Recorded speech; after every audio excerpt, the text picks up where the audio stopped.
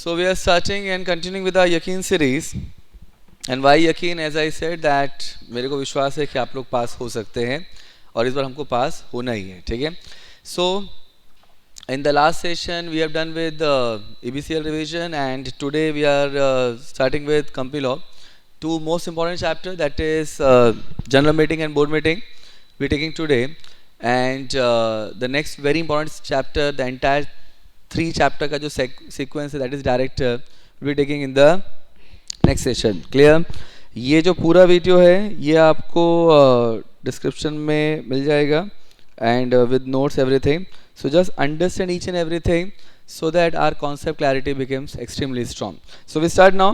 अब देखिए, now when you talk about board meeting, now board meeting के जो section है, now that is section 173 से लेके section 176. तो यहाँ पे जो 173 से 176 है, तो इसमें क्या बोला गया है 173 में, that हर एक कंपनी को बोर्ड मीटिंग करना पड़ेगा.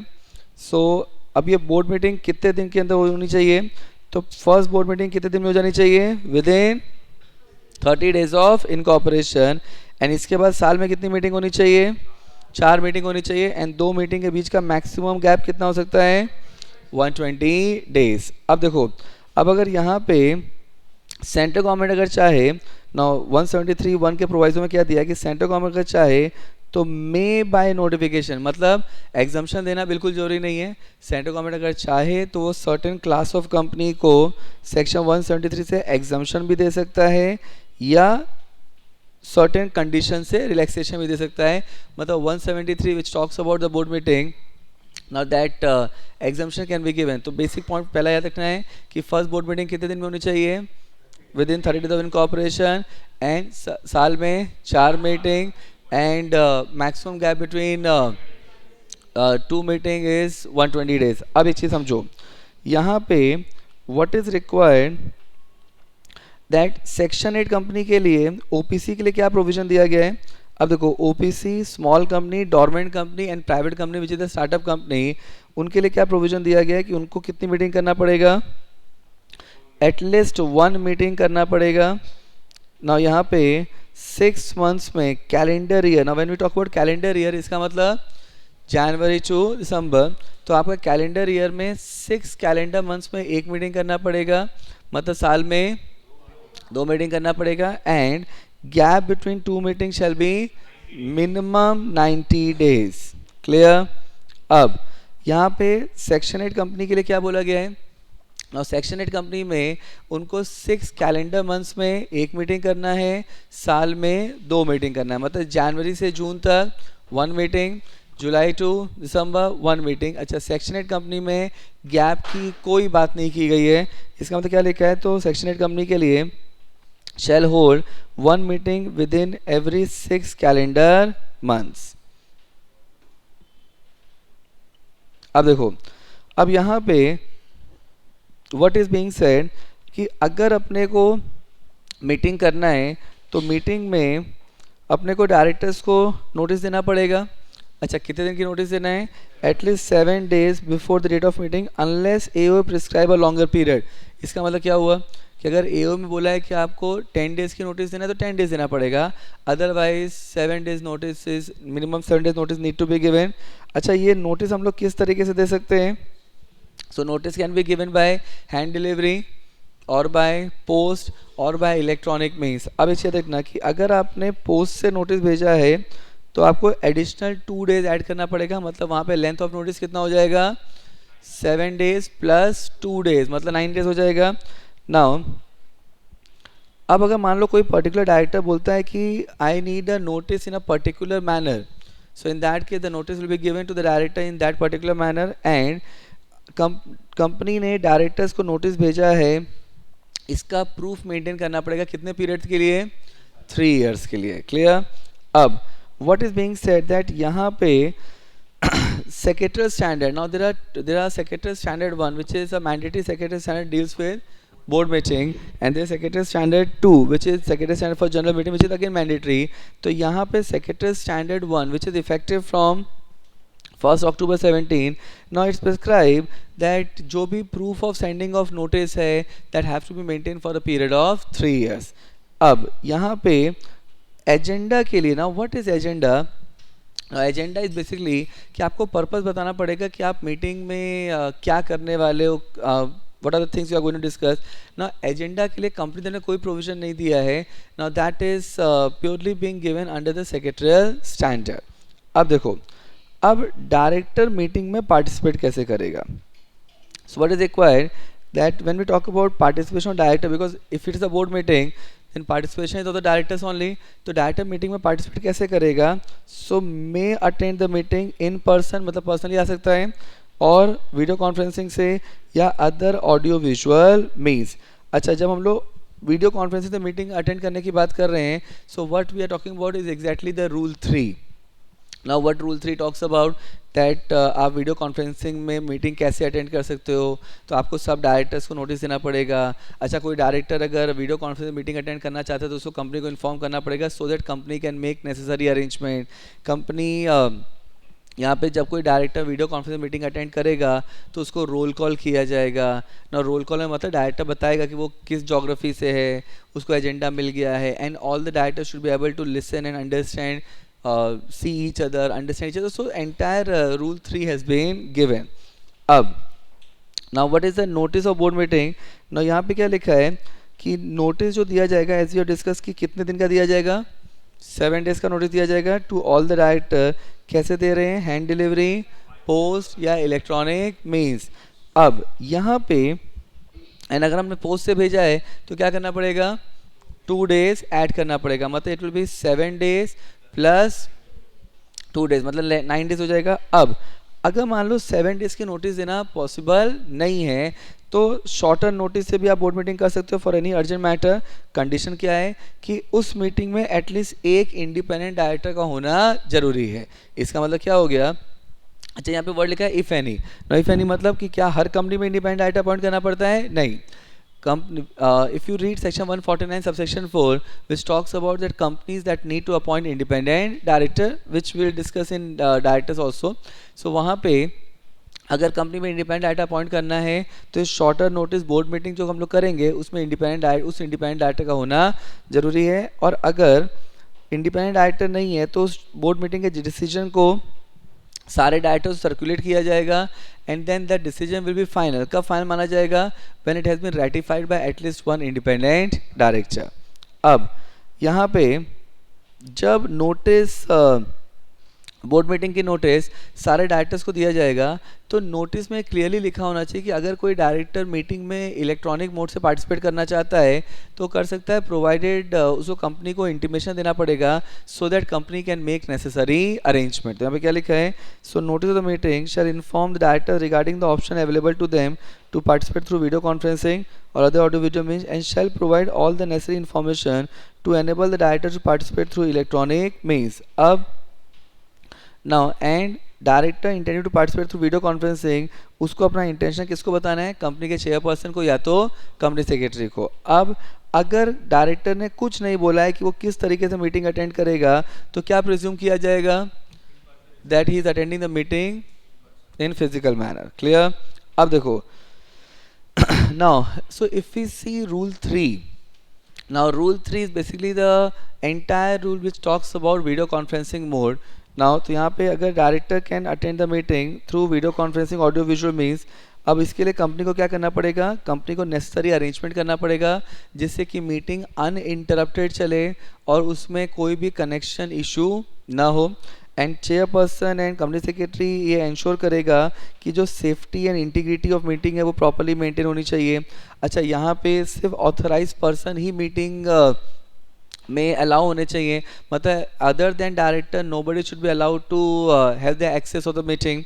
फर्दर क्या लिखा है दैट सारे नेसेसरी इक्विपमेंट होने चाहिए जिससे कि आप वीडियो कॉन्फ्रेंसिंग मीटिंग अटेंड कर सको। जो भी मीटिंग में होगा उन प्रोसीडिंग्स को रिकॉर्ड किया जाएगा। अच्छा, रिकॉर्डिंग कब तक रखी जाएगी, जो भी रिकॉर्डिंग किया गया है, मीटिंग जो भी हुआ है उसकी प्रोसीडिंग को रिकॉर्ड करेंगे एंड मिनट्स प्रिपेयर किया जाएगा। और ये रिकॉर्डिंग कब तक रखी जाएगी, जब तक उस साल का ऑडिट कंप्लीट नहीं हो जाता।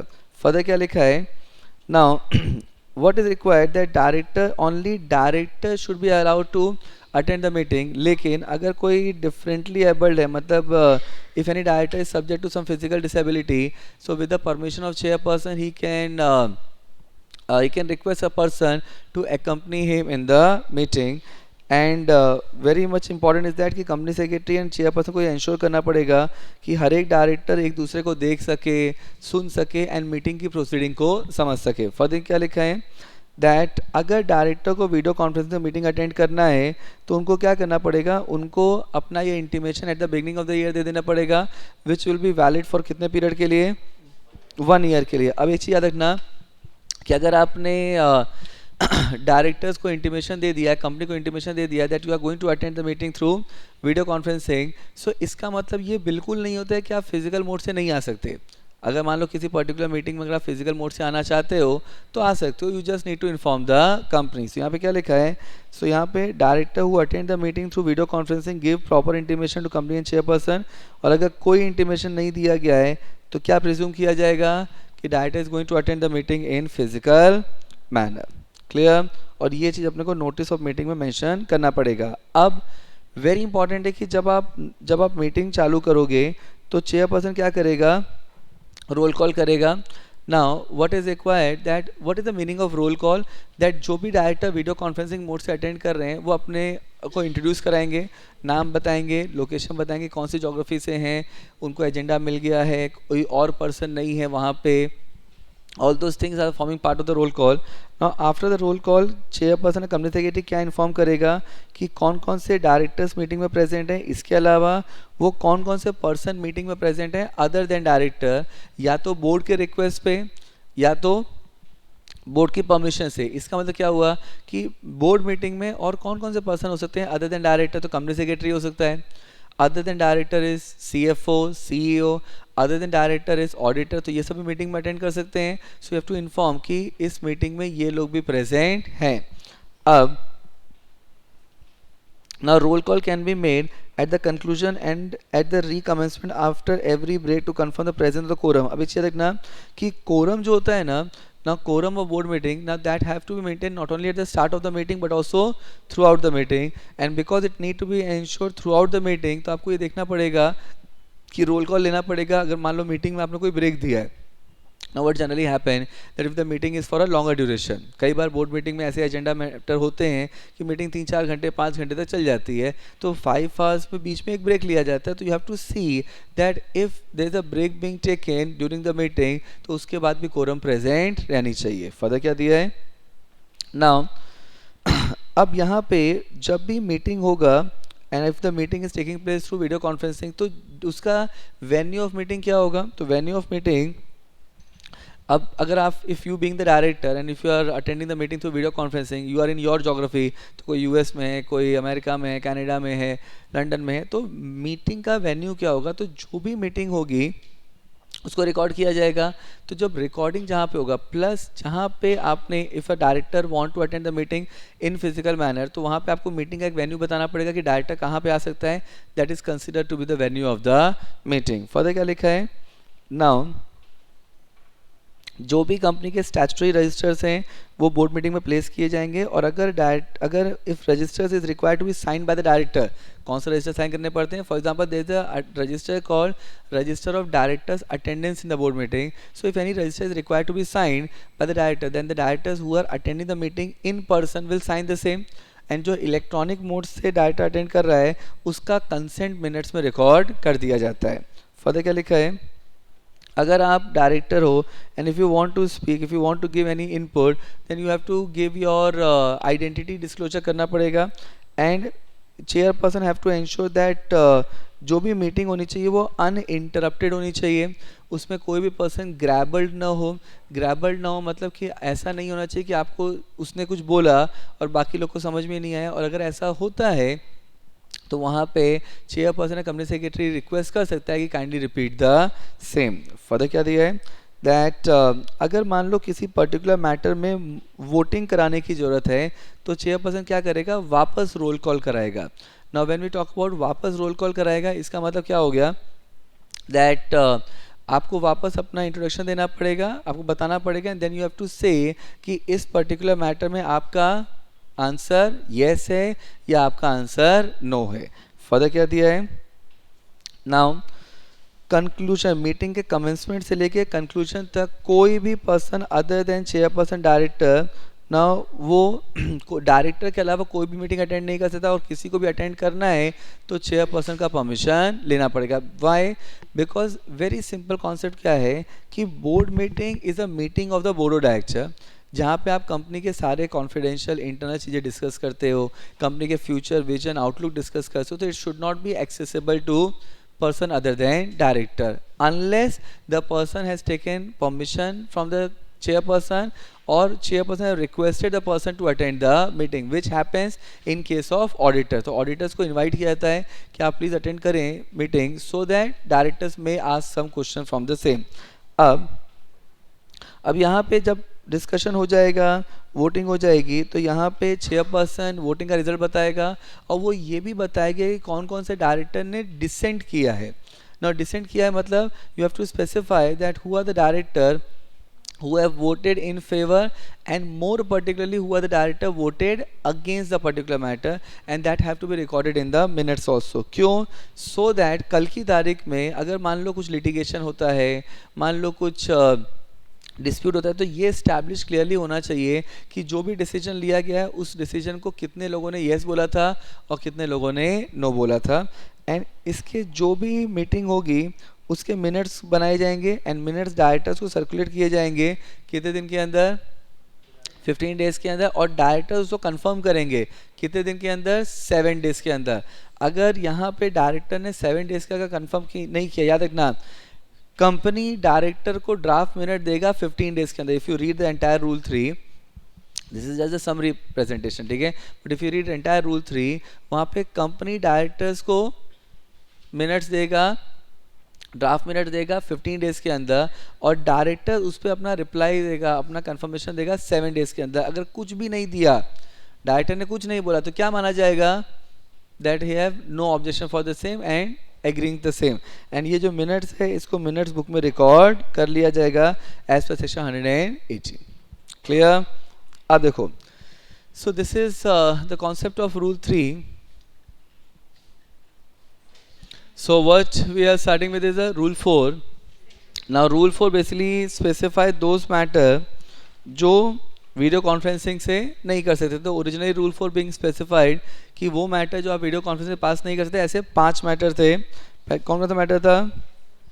दैट एनुअल फाइनेंशियल स्टेटमेंट अगर अप्रूव करना है, second directors report, third prospectus, fourth audit committee meeting for accounts approval के लिए, and then matter to merger amalgamation reconstruction.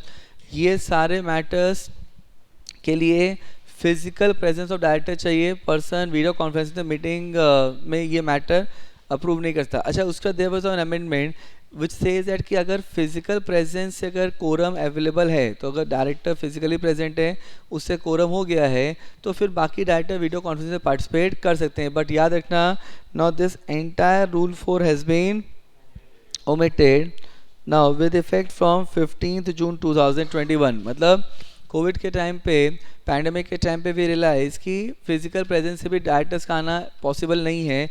Even for minimum number of directors भी in person present नहीं हो सकते. तो entire rule 4 has been initially suspended and we have suspended it for almost 15 months on a believe कि pandemic ख़त्म हो जाएगा. तो 19 मार्च 2020 से लेके 30 जून 2021 तक पहले इसको सस्पेंड किया गया था rule 4. But then we realise कि पैंडमिक एक साल में नहीं ख़त्म हो रहा है, तो फिर हमने रूल 4 को ओमिट ही कर दिया. इसका मतलब आज के टाइम पे रूल 4 नहीं है. अब अगर रूल 4 नहीं है तो इसका मतलब है कि आज के टाइम पे कोई भी मैटर हो उसको डायरेक्टर अटेंड कर सकता है by video conferencing. Clear? Now this is your section 173. अब अगर डायरेक्टर्स को नोटिस नहीं दिया गया, see sending notice to each director is a basic requirement of the law. And अगर नहीं दिया गया है नोटिस, तो जो भी कंपनी के ऑफिसर्स हैं उन सब के ऊपर पेनल्टी आएगी. कितनी पेनल्टी आएगी? On every officer in default the penalty will be 25,000. Further क्या दिया है? अब सेक्शन 174 क्या बोलता है? Now 174 talks about quorum for board meeting. And what is the quorum for board meeting?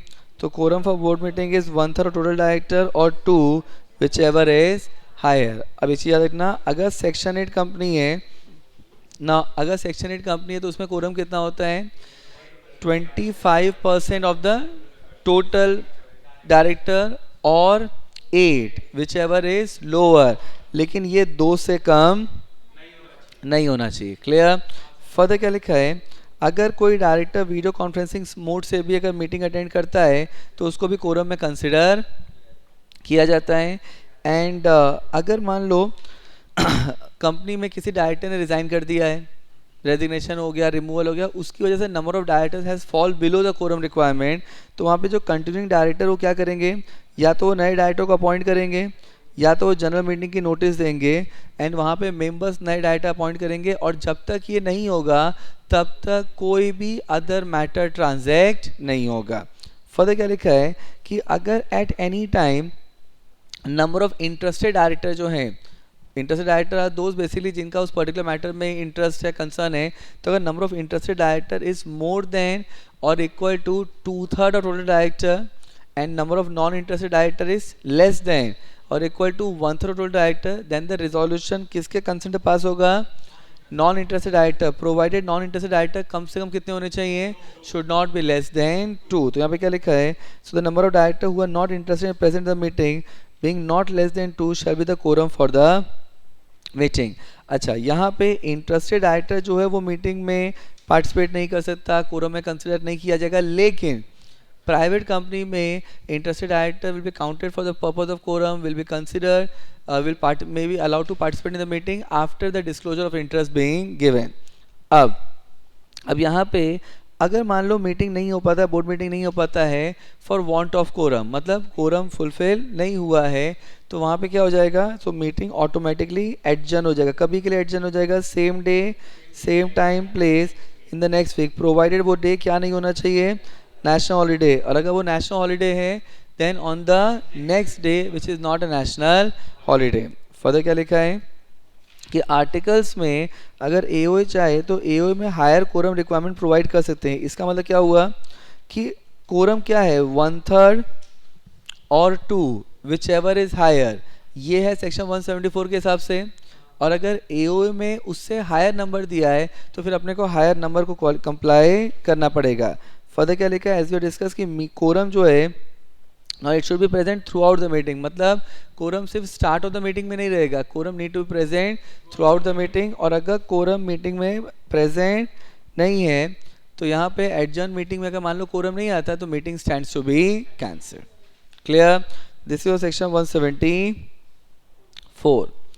अब यहाँ पे 175 क्या बोलता है, now 175 basically talks about passing और रिजोल्यूशन बाय सर्कुलेशन। इसका मतलब क्या हुआ कि अगर मान लो कोई एक पर्टिकुलर मैटर है जिसके लिए मीटिंग डायरेक्टर्स अवेलेबल नहीं है मीटिंग के लिए, but matter is of urgent need, तो वहाँ पे resolution can be pass through circulation. किस तरीके से पास किया जाएगा, तो वहाँ पे जो ड्राफ्ट रिजोल्यूशन वो सारे डायरेक्टर्स को दिए जाएंगे एंड डायरेक्टर्स को एक टाइम पीरियड दिया जाएगा। कितने दिन का टाइम पीरियड दिया जाएगा, मिनिमम 7, आपको 7 डेज का टाइम पीरियड दिया जाएगा एंड 7 डेज में डायरेक्टर्स अपना रिप्लाई देंगे and based on the reply receive from the director resolution को डिक्लेयर किया जाएगा कि वो पास हुआ या नहीं। तो यहाँ पे व्हाट इज रिक्वायर्ड दैट इसमें जो डायरेक्टर एंटाइटल्ड टू वोट हैं, सी आपने ड्राफ्ट रिजोल्यूशन सबको दे दिया, now the director who are entitled to vote वो उसमें वोट कर सकता है, लेकिन व्हाट इज रिक्वायर्ड दैट अगर मिनिमम 1/3 और टोटल नंबर ऑफ डायरेक्टर, इसमें एक चीज याद रखना कि जो ड्राफ्ट रिजोल्यूशन है वो सारे डायरेक्टर्स को देंगे इंक्लूडिंग इंटरेस्टेड डायरेक्टर को, लेकिन वोटिंग जो है वो इंटरेस्टेड डायरेक्टर नहीं करेगा, वो सिर्फ वो वोटिंग करेगा those who are entitled to vote.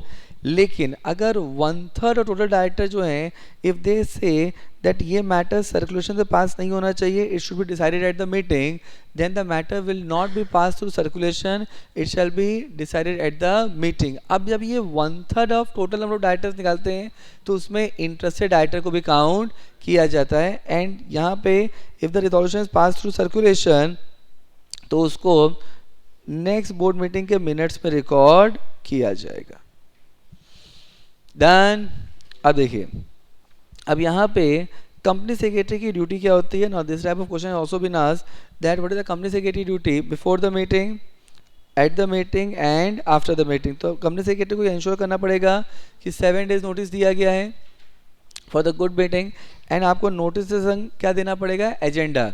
याद रखना है एजेंडा की requirement as I said earlier also companies act में नहीं दिया है ना, ये कहाँ से आता है, सेक्रेटरियल स्टैंडर्ड से ना। यहाँ पे what company secretary have to do is that they need to request all the director to attend the meeting and whatever the necessary arrangement required to be done that have to be made। याद रखना again directors can attend the meeting in person or by electronic mode, और अगर director electronic mode से video conferencing mode से meeting attend कर रहे हैं, so company secretary और chairperson have to ensure that all the necessary arrangement being made.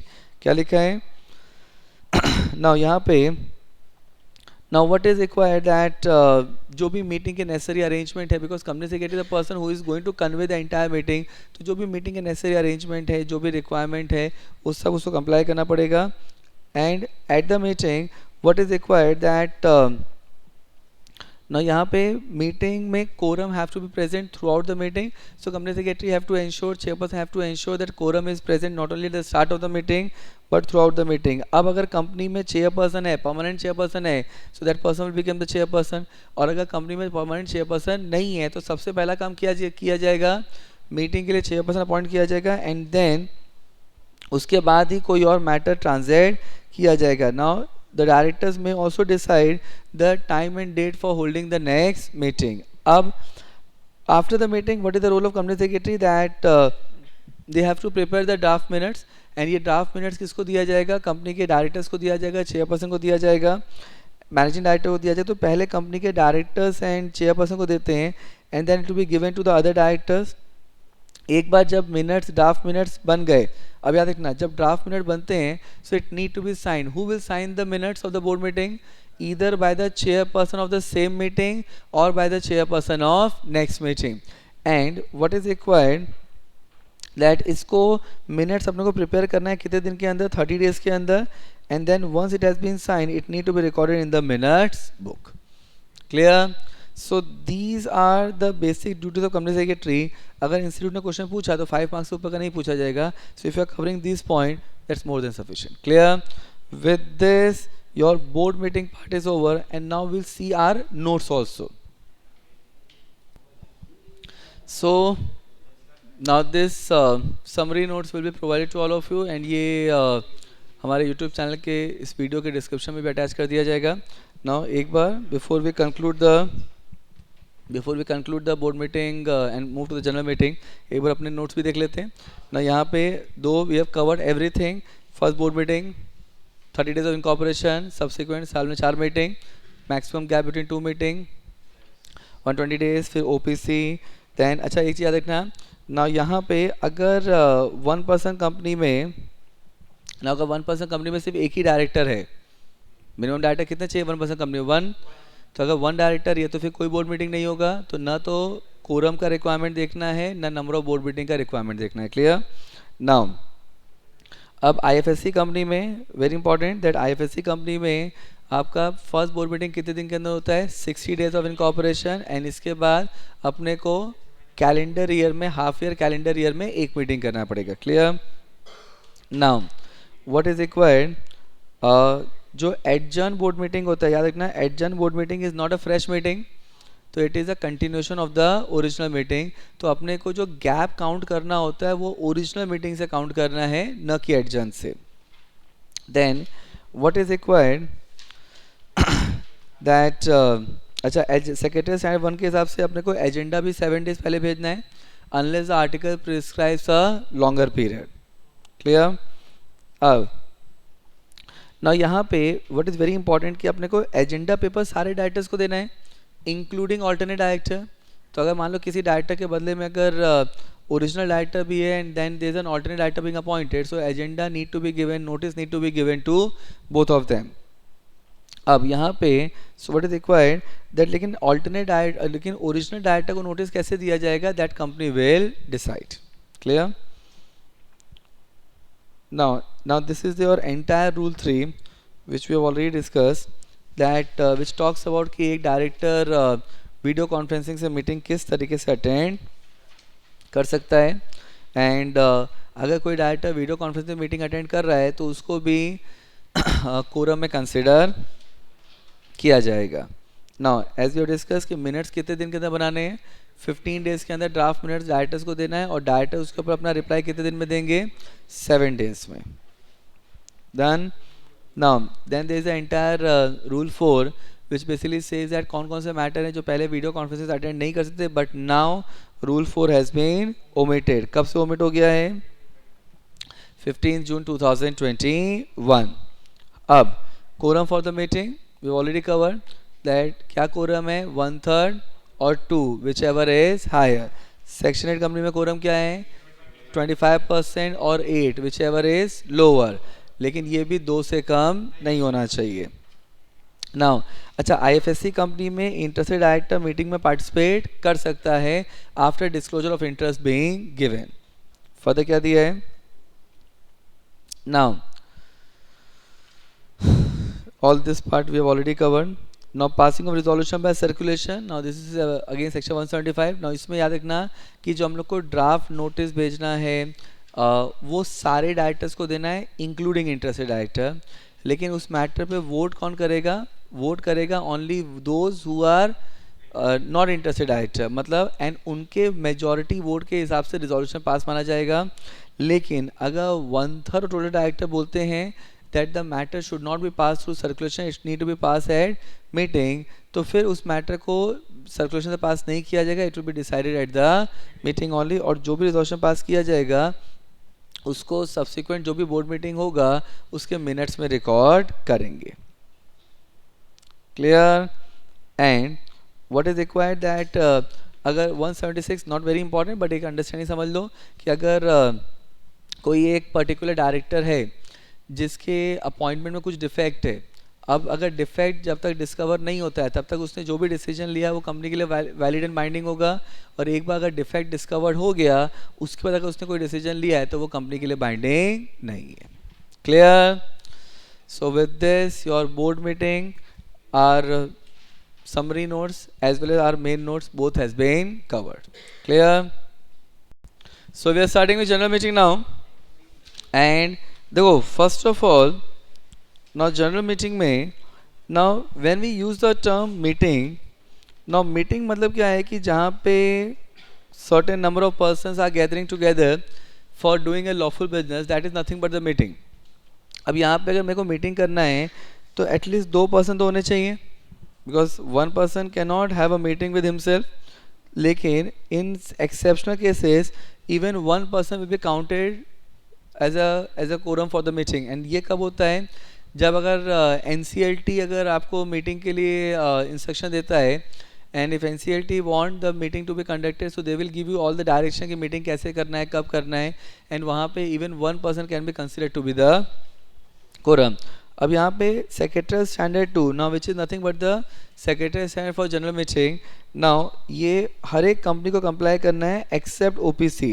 अच्छा, OPC को कंप्लाई क्यों नहीं करना है, क्योंकि ओपीसी में कितने मेंबर हैं, एक ही है, तो वहाँ पे उनको जनरल मीटिंग करने की ज़रूरत नहीं है।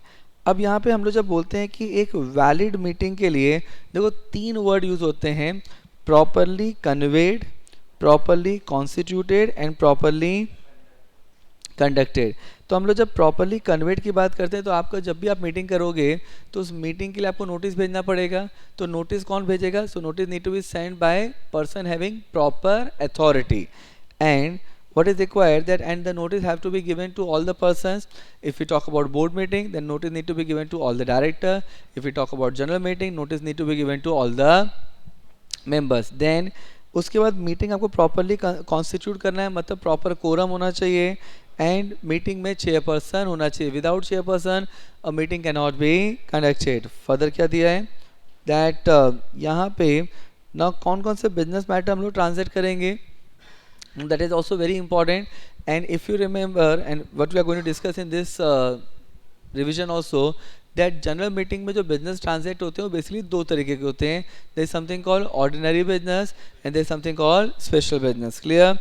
and जो भी business transact होगा, जो भी resolution पास होगा उसका proper minutes record किया जाएगा। now ये 3 term जो है ना that is properly conveyed, constituted and conducted। Clear? अब देखो, so what we are starting now is to be called as annual general meeting. कौन सा सेक्शन है एजीएम का? सेक्शन 96. अब 96 क्या बोलता है? दैट एवरी कंपनी, हर एक कंपनी को एजीएम करना है एक्सेप्ट 1% कंपनी. तो ओपीसी को एजीएम करने की जरूरत नहीं है. अब एजीएम का बेसिक प्रोविजन क्या बोलता है? दैट एजीएम कितनी बार करना पड़ेगा साल में? Once in a year. अच्छा, फर्स्ट एजीएम कितने दिन के अंदर होना चाहिए? 9 months from the end of first financial year. And अच्छा, अगर आपने 9 months from the end of first financial year अगर आपने एजीएम कर लिया है, तो जिस ईयर में आप इनकॉर्पोरेट हुए हो, अगर आपने उसमें एजीएम नहीं भी किया तो भी चलेगा. सब्सिक्वेंट एजीएम कब होगा? 6 months from the closing of financial year. And दो एजीएम के बीच का मैक्सिमम गैप कितना हो सकता है? 15 months. यहाँ पे 1% कंपनी को एजीएम कंडक्ट करने की ज़रूरत नहीं है. अब यहाँ पे ना एलओडीआर में रिक्वायरमेंट क्या बोलता है कि जो टॉप 100 लिस्टेड कंपनी है एज पर मार्केट कैपिटलाइजेशन, जिनका 31 मार्च के हिसाब से मार्केट कैपिटलाइजेशन निकाला जाएगा, उनको एजीएम कब तक होल्ड करना है? 5 months from the end of financial year. इसका मतलब क्या हुआ? इसका मतलब company like Reliance, company like ONGC, इन सब की एजीएम कितने दिन में हो जानी चाहिए? 5 months from the end of financial year. There financial is getting and on March. तो अप्रैल, मई, जून, जुलाई, अगस्त, उनको एजीएम करना पड़ेगा अगस्त तक, न कि सितंबर तक. क्लियर? अब यहाँ पे what is being said that top 100 listed company को क्या करना पड़ेगा? One way live webcast provide करना पड़ेगा. ना what is one way live webcast? कि जो भी प्रोसीडिंग होगा उसमें जो भी चेयरपर्सन बोलेगा वो सब कुछ वो लोग सुन सकते हैं, लेकिन they can not communicate anything. Clear? तो वन वे लाइव वेबकास्ट देना पड़ेगा of the proceeding of annual general meeting. और हम लोग जब यहाँ पे टॉप 100 कंपनीज की बात कर रहे हैं तो ये कैलकुलेशन कैसे किया जाएगा? As per market capitalization at the end of immediate previous financial year. अब यहाँ पे फाइनेंशियल ईयर किसको बोलते हैं ना? ये एक पीरियड है जो कि एंड कब हो रहा है? 31 मार्च ऑफ एवरी ईयर. और अगर कंपनी इनकॉर्पोरेट होता है 1 जनवरी और आफ्टरवर्ड, तो अब पहला फाइनेंशियल कब होगा? 31 March of the next year. अगर मान लो कंपनी या बॉडी कॉर्पोरेट की holding company, subsidiary company, associate company अगर इंडिया के बाहर है and they need to follow a different financial year, then for the purpose of consolidation of account, मतलब अगर मेरे को अकाउंट के कंसोलिडेशन के लिए इंडियन कंपनी भी डिफरेंट फाइनेंशियल ईयर कर सकता है, उसके लिए तो क्या करना पड़ेगा? उसको सेंट्रल गवर्नमेंट का परमिशन लेना पड़ेगा. And application have to be given to regional director by filing form RD1. अब सेंट्रल गवर्नमेंट आपकी एप्लीकेशन को कंसीडर करेगा and if they find everything in order then they can allow the company to have a different financial year even if that is not a period in India. तो यहाँ पे क्या लिखा है? Whether और not that period is a year. तो अगर वो पीरियड इंडिया में अगर ईयर नहीं भी है तो भी चलेगा.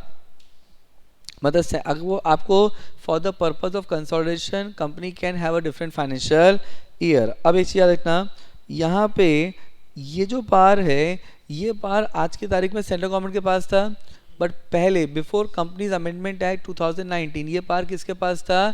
एनसीएलटी के पास. तो रूल क्या बोला गया कि एनसीएलटी के पास अगर कोई पहले एप्लीकेशन पेंडिंग है देन वो एप्लीकेशन कौन डिस्पोज ऑफ करेगा? NCLT only. एंड लास्ट क्या लिखा है कि हर एक कंपनी को those who are in existence as on 1 April 14. ये सेक्शन कब आया था? 1 April 14 को. तो 1 April 14 को जो भी कंपनी है नाउ एंड अगर उनका डिफरेंट फाइनेंशियल ईयर था तो उनको अपने फाइनेंशियल ईयर को अलाइन करना पड़ेगा as per the requirement of this section. कितने दिन के अंदर? विद इन 2 years फ्रॉम 1 April 14. मतलब उनको 2 years के अंदर, 1 April 14 के 2 years के अंदर उनको अपने फाइनेंशियल ईयर को अलाइन करना पड़ेगा. अच्छा, हम लोग यहाँ पे क्या बोलते हैं कि नेशनल हॉलीडे, याद रखना जनरल मीटिंग एजीएम जो आप नेशनल हॉलीडे पे नहीं कर सकते. तो नेशनल हॉलीडे होता क्या है? तो नेशनल हॉलीडे सेक्रेटरी स्टैंडर्ड 2 के हिसाब से नेशनल हॉलीडे कौन कौन सा है? Republic day, independence day and Gandhi Jayanti. इसके अलावा अगर सेंट्रल गवर्नमेंट किसी और डे को भी अगर नेशनल हॉलीडे डिक्लेयर करना चाहे तो कर सकता है. अब यहाँ पे व्हाट इज रिक्वायर्ड कि अगर मान लो कंपनी ने एजीएम जो टाइम पीरियड है उसमें नहीं किया तो क्या यहाँ पे आपको एक्सटेंशन ऑफ टाइम मिल सकता है? Answer is yes. तो आरओसी आपको एक्सटेंशन ऑफ टाइम दे सकता है, आरओसी में प्रोवाइड. अच्छा, कितने दिन का एक्सटेंशन मिल सकता है? मैक्सिमम 3 मंथ्स का। लेकिन ये जो एक्सटेंशन है ये फर्स्ट एजीएम के लिए अवेलेबल नहीं है। अब यहाँ पे अपने को किस प्लेस पे किस टाइम पे एजीएम करना है, तो एजीएम जो है ना इसको कब कंडक्ट किया जाएगा, ड्यूरिंग बिजनेस आवर्स होना चाहिए 9 AM to 6 PM and not on national holiday. National holiday समझा, 3 दिन they has to be called as independence day, republic day, Gandhi Jayanti. तो अब इन 3 दिन मतलब मैं क्या एजीएम संडे को कर सकता हूँ, कर सकता हूँ, because that is not a national holiday.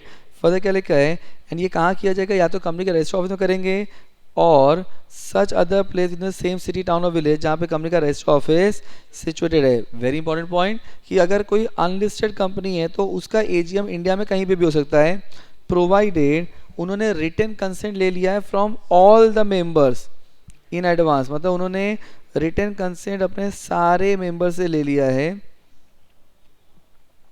Eight any place in India if written consent is obtain. अच्छा, सेंट्रल गवर्नमेंट अगर चाहे तो किसी क्लास ऑफ कंपनी को इन कंडीशन से एग्जाम्पशन दे सकता है, which means that if you see the past exam question, उसमें क्वेश्चन आया था कि मान लो एक कंपनी के सारे शेयर होल्डर इंडिया के बाहर के हैं, they want to conduct the AGM in Paris, तो क्या वो एजीएम कर सकते हैं? आप एजीएम प्राइमा फेसी इंडिया में ही करना पड़ेगा, बट अगर आप इंडिया के बाहर करना चाहते हो तो आपको सेंट्रल गवर्नमेंट का परमिशन लेना पड़ेगा। अब यहाँ पे गवर्नमेंट कंपनी के लिए क्या बोला है कि गवर्नमेंट कंपनी में एजीएम आप कहाँ पे कर सकते हो, रजिस्टर ऑफिस में कर सकते हैं, या तो within the same city town और विलेज जहाँ पे कंपनी का रजिस्टर ऑफिस सिचुएटेड है, और सच अदर प्लेस जो सेंट्रल गवर्नमेंट आपको अप्रूव करता है।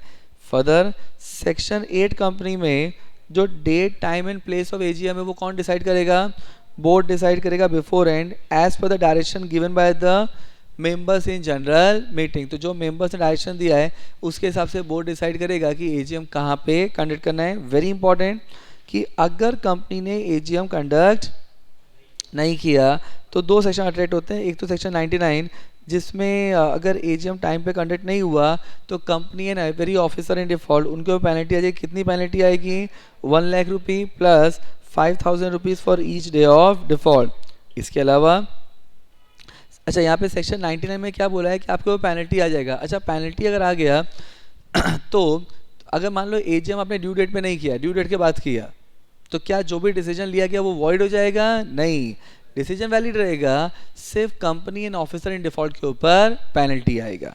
फर्दर क्या लिखा है, सेक्शन 97 क्या बोलता है कि अगर कंपनी ने एजीएम होल्ड करने में डिफॉल्ट किया तो ट्रिब्यूनल में, मतलब यहाँ पे एनसीएलटी में कम इनटू पिक्चर, तो ट्रिब्यूनल में on the application of the member ना, यहाँ पे तो अब किसी मेंबर के एप्लीकेशन पे ट्रिब्यूनल भी कंपनी को एजीएम करने के लिए बोल सकता है एंड वहाँ पे they can give you all the necessary direction.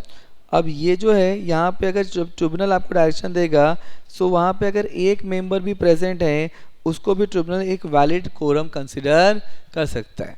Clear? अब देखो, so this are the provision of AGM. Now the next is section 100 that is EGM. अब ईजीएम क्या है कि अगर जनरल मीटिंग 2 एजीएम के बीच में होती है that is to be called as EGM, and जो भी बिजनेस हम लोग ईजीएम में ट्रांसलेट करते हैं that is to be called as special business. And who can call EGM, very important है कि इन ईजीएम या तो बोर्ड बुला सकता है, मान लो कोई पर्टिकुलर मैटर है जिसमें आपको मेंबर्स का कंसेंट चाहिए जिसके लिए आप नेक्स्ट ईयर तक या नेक्स्ट एजीएम तक वेट नहीं कर सकते, देन बोर्ड में call the EGM.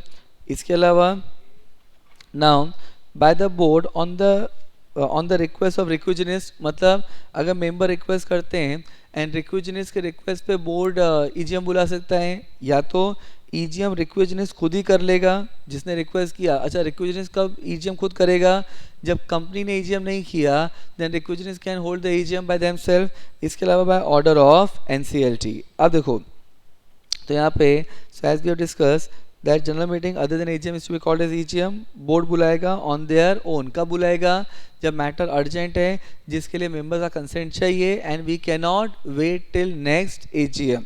Second, board on requisition. अच्छा, यहाँ पे अगर बोर्ड ऑन रिक्विजिशन है तो रिक्विजिशन कौन करेगा, अगर कंपनी हैविंग शेयर कैपिटल है तो वो मेंबर जिसके पास 10% of share capital with voting right, और अगर company not having share capital है then the requisition need to be made by such member जिसके पास 10% वोटिंग राइट है।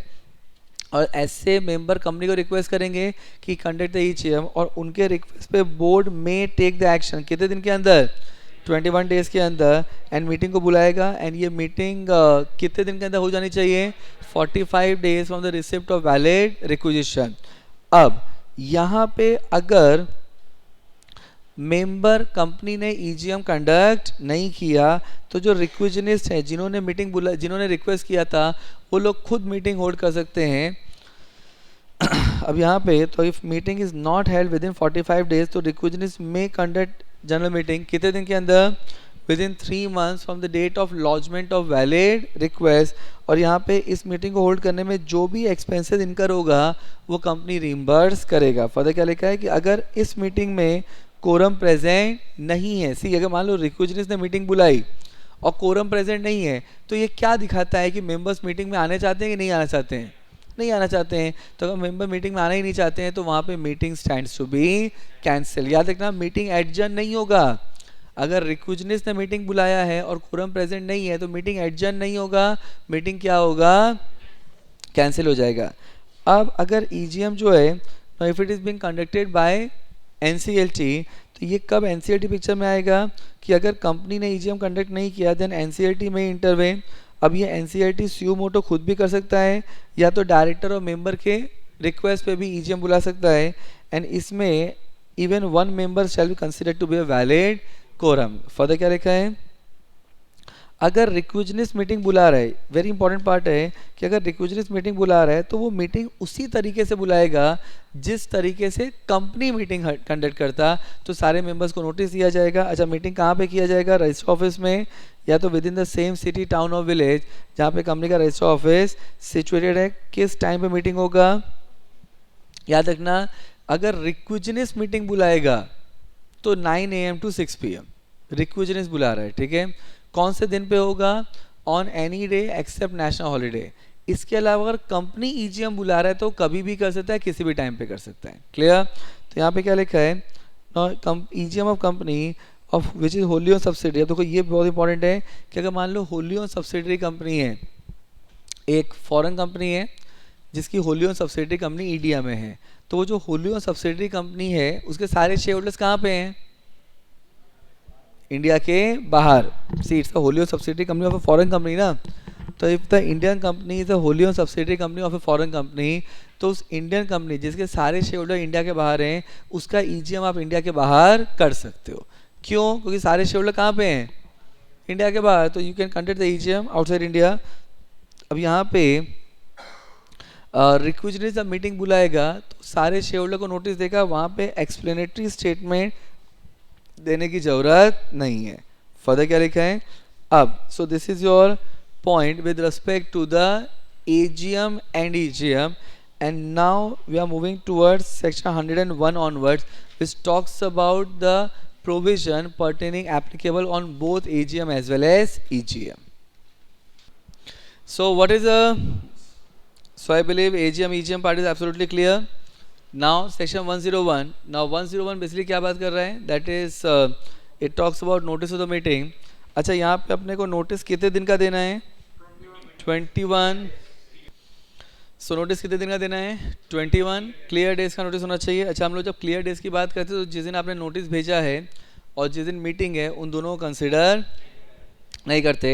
लेकिन अगर ये सेक्शन 8 कंपनी होगा तो नोटिस कितने दिन का देना है? 14 क्लियर डेज का। एंड अगर आपने नोटिस पोस्ट से भेजा है तो इस 21 डेज में 2 डेज और ऐड कर देने का। क्लियर? अब तो यहाँ पे क्या लिखा है? So notice can be send in physical manner और इन इलेक्ट्रॉनिक मैनर। अच्छा हम लोग फिजिकल मैनर से भेजते तो हम लोग स्पीड पोस्ट या रजिस्टर्ड पोस्ट से नोटिस भेज सकते हैं। अब अगर हम लोग नोटिस अगर हम लोग इलेक्ट्रॉनिक मोड से दे रहे हैं तो देखो इलेक्ट्रॉनिक मोड से नोटिस देने का मतलब क्या हुआ कि आप ईमेल के थ्रू नोटिस दे रहे हो। तो यहाँ पे कम्युनिकेशन जो है वो एक सिक्योर्ड कंप्यूटर प्रोग्राम के थ्रू होना चाहिए। नाउ ये नोटिस किसको दिया जाएगा? So notice need to be given to those person who are entitled to receive the notice. Further क्या दिया है कि नोटिस में आपको ना ईमेल पे लिखना पड़ेगा, कंपनी का नाम लिखना पड़ेगा, nature of type of meeting बताना पड़ेगा कि एजीएम है, ईजीएम है, किस प्लेस पे है, कौन से डेट पे, ये सब कुछ आपको मेंशन करना पड़ेगा ईमेल के। नाउ आपको ईमेल के सब्जेक्ट लाइन में लिखना पड़ेगा। फर्दर क्या लिखा है कि अगर नोटिस में अगर नोटिस आपको अटैचमेंट के थ्रू भेजा गया है तो वो पीडीएफ फॉर्मेट में होना चाहिए, इलेक्ट्रॉनिक फॉर्म में होना चाहिए, मतलब जो कि नॉन एडिटेबल इन नेचर है। एंड नोटिस में ये इंश्योर करना पड़ेगा कि जो फिजिकल नोटिस है और जो इलेक्ट्रॉनिक मोड से आपने नोटिस भेजा है दोनों नोटिस सेम होना चाहिए। एंड यहाँ पे now what is required that अगर मान लो आप as a company will send notice to all the members on the registered email ID, तो अगर कंपनी में डायरेक्ट कंपनी में मेंबर्स हैं तो उनको अपना ईयरली बेसिस पे अपना ईमेल आईडी अपडेट करने की अपॉर्चुनिटी होनी चाहिए। एंड जो भी ईमेल आईडी वो लोग अपडेट करेंगे उस पर नोटिस दिया जाएगा। अच्छा अगर मान लो अगर किसी ने किसी ने ईमेल आईडी अपडेट नहीं किया तो जो कंपनी के पास ईमेल आईडी उस पर भेजा जाएगा, और अगर नहीं है ईमेल ही नहीं है तो फिर फिजिकल नोटिस दिया जाएगा। फर्दर क्या लिखा है ना यहाँ पे, सो कंपनी को ये रिकॉर्ड मेंटेन करना पड़ेगा कि कितने को ईमेल भेजा गया है। नाउ इसके अलावा नोटिस को कंपनी के वेबसाइट पे प्लेस किया जाएगा। एंड डेट ऑफ डिस्पैच जो है when the notice is send and notification is received, इसका मतलब क्या हुआ कि आपका नोटिस हम लोग जब भेजेंगे, देखो 21 क्लियर डेज में जब आपने नोटिस भेजा और जब मीटिंग है उन दोनों डेज को कंसिडर नहीं करते। अब अगर मैं नोटिस ईमेल के थ्रू भेज रहा हूँ या नोटिस में हैंड डिलीवरी दे रहा हूँ तो जिस दिन मैंने आपको नोटिस दिया उस दिन आपको मिल जाएगा। अब तो यहाँ पे दैट इज, लेकिन अगर हमने नोटिस पोस्ट से भेजा है तो 48 आवर्स इसमें ऐड करना पड़ेगा। अब देखो, अब अगर मान लो मेरे को जनरल मीटिंग करना हो, मेरे पास 21 क्लियर डेज नहीं है नोटिस देने का, तो company can always conduct a general meeting by shorter notice also.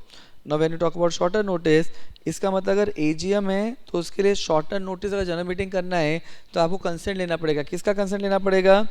95% of the member entitle to vote, उनका कंसेंट लेना पड़ेगा। और अगर ईजीएम है तो ईजीएम है, अगर ईजीएम है तो वहाँ पे आपने वो कंसेंट किसका लेना पड़ेगा? ना company having share capital, company not having share capital. तो अगर कंपनी हैविंग शेयर कैपिटल है तो अपने को कंसेंट किसका लेना है? तो यहाँ पे अपने को रिटर्न कंसेंट लेना है। किसका रिटर्न कंसेंट लेना पड़ेगा अपने को? Majority in number having minimum 95% of the paid up capital with voting right. Clear? देखो इसमें दो रिक्वायरमेंट है। देखो मेजॉरिटी इन नंबर है तो जो मेंबर्स हैं अपने को उसका मेजॉरिटी इन नंबर का रिटर्न कंसेंट लेना पड़ेगा, जिसके पास कम से कम कितना वोटिंग राइट होना चाहिए? 95%। क्लियर? और अगर company not having share capital है तो अपने को रिटर्न कंसेंट किसका लेना पड़ेगा?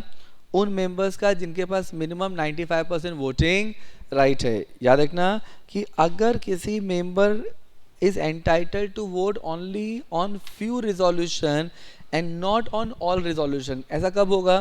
मान लो आप ऐसे मेंबर हो, ठीक है, कंपनी कोई ट्रांजेक्शन कर रहा है जिसमें आप इंटरेस्टेड हो, तो जिसमें आप इंटरेस्टेड हो उसमें आप वोट नहीं कर सकते, इसमें इंटरेस्टेड नहीं उसमें आप वोट कर सकते हैं। तो अगर if a member of a company is entitled to vote only on some resolution to be move at the meeting and not on other resolution, तो उस मेंबर को हम लोग किस में कंसिडर करेंगे?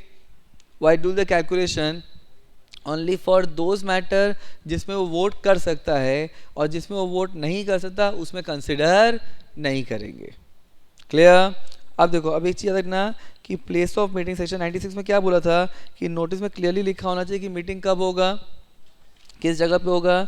एंड एजीएम हम लोग कहाँ कर सकते हैं? रजिस्टर ऑफिस में, या तो within the same city town और विलेज जहाँ पे कंपनी का रजिस्टर ऑफिस सिचुएटेड है। अगर रिक्विजनिस मीटिंग बुला रहा है तो मीटिंग कहाँ पे किया जाएगा? रजिस्टर ऑफिस में, या तो within the same city town और विलेज जहाँ पे कंपनी का रजिस्टर ऑफिस सिचुएटेड है। On which day? On any day except national holiday. अब एजीएम अनलिस्टेड कंपनी का आप इंडिया में कहीं पे भी कर सकते हो, प्रोवाइडेड आपको रिटर्न कंसेंट लेना पड़ेगा from all the members in advance. And government company में हम लोग एजीएम कहाँ कर सकते हैं? रजिस्टर ऑफिस में, या तो within the same city town और विलेज जहाँ पे कंपनी का रजिस्टर ऑफिस सिचुएटेड है, और सच प्लेस जो गवर्नमेंट ने अप्रूव किया है। अब देखो डे ऑफ मीटिंग में क्या लिखा है कि आपको day and date of the meeting notice में क्लियरली बताना पड़ेगा। एजीएम में मीटिंग कौन से दिन पे नहीं कर सकते? नेशनल हॉलीडे पे। एंड ईजीएम में मीटिंग किसी भी दिन कर सकते हैं, लेकिन अगर मीटिंग रिक्विजनिस ने बुलाया है तो आप उसको नेशनल हॉलीडे पे नहीं कर सकते। तो अगर रिक्विजनिस ने मीटिंग बुलाया मतलब हम लोग कौन सी मीटिंग की बात कर रहे हैं? ईजीएम की। अब यहाँ पे टाइम ऑफ मीटिंग में क्या बोला है कि आपको नोटिस में एग्जैक्ट टाइम बताना पड़ेगा कि मीटिंग किस टाइम पे होगा। अच्छा, एजीएम को करने का टाइम क्या है? बिजनेस आवर्स है from 9 AM to 6 PM on any day that is not a national holiday. अब सो विच मीन्स दैट एजीएम कभी कंडक्ट किया जाएगा 9 AM to 6 PM के बीच में, लेकिन ऐसी कोई भी रिस्ट्रिक्शन ईजीएम के कंटेक्स्ट में नहीं है। Clear?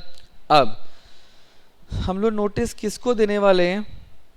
Now notice need to be given, जो कंपनी के जितने भी मेंबर्स हैं उनको नोटिस दिया जाएगा। फर्स्ट, जो legal representative of disease member हैं उनको नोटिस दिया जाएगा। थर्ड, जो असाइनी हैं इंसॉल्वेंट मेंबर के, उनको नोटिस दिया जाएगा। नाउ इसके अलावा कंपनी के ऑडिटर को नोटिस दिया जाएगा एंड सारे डायरेक्टर्स को नोटिस दिया जाएगा। अब अगर so this 5 are the persons जिनको जनरल मीटिंग की नोटिस दिया जाता है।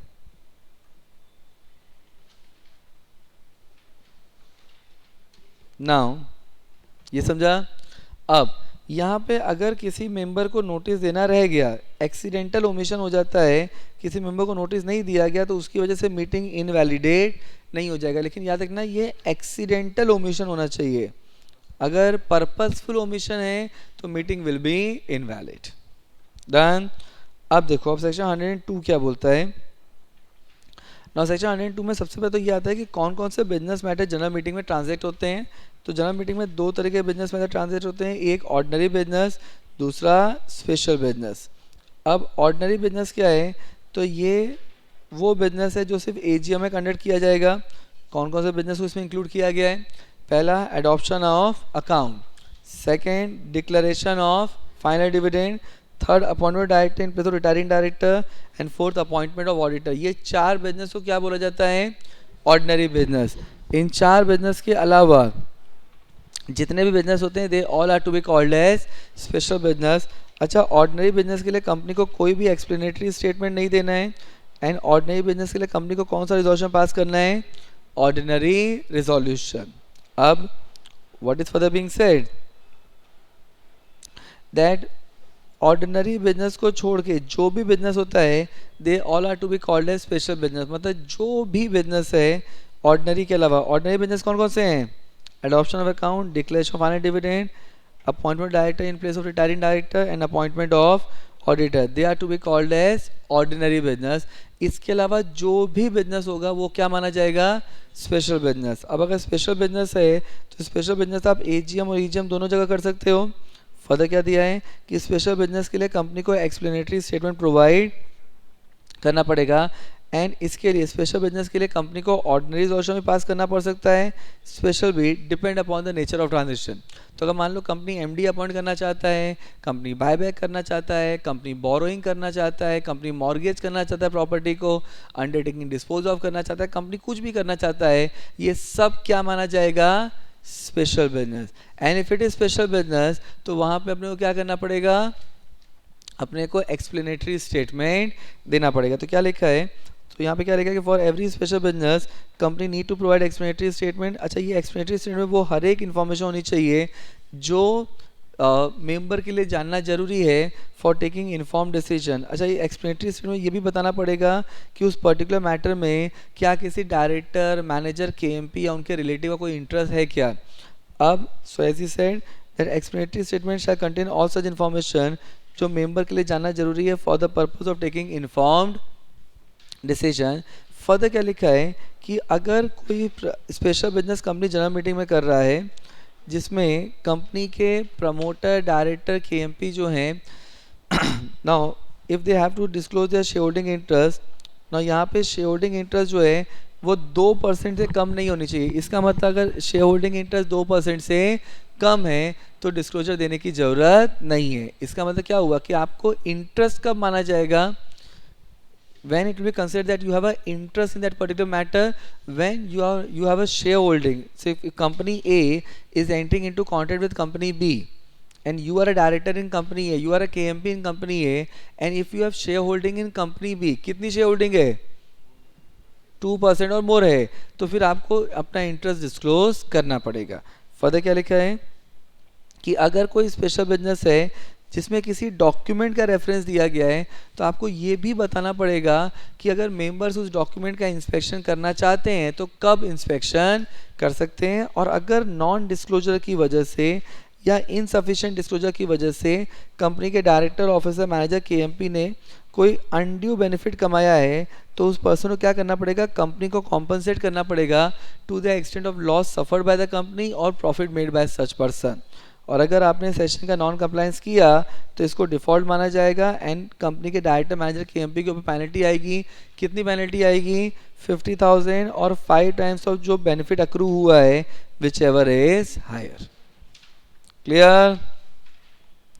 Very important part,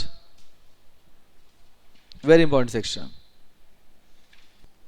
So I believe this much part is clear.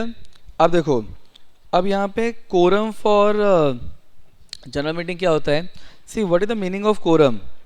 तो quorum का मतलब क्या होता है कि हम लोग जब when you talk about the quorum, इसका मतलब minimum number of members required to conduct the meeting. अच्छा, यहाँ पे हम लोग जब quorum की बात करते हैं तो उसमें पर्सनली प्रेजेंट वर्ड आता है।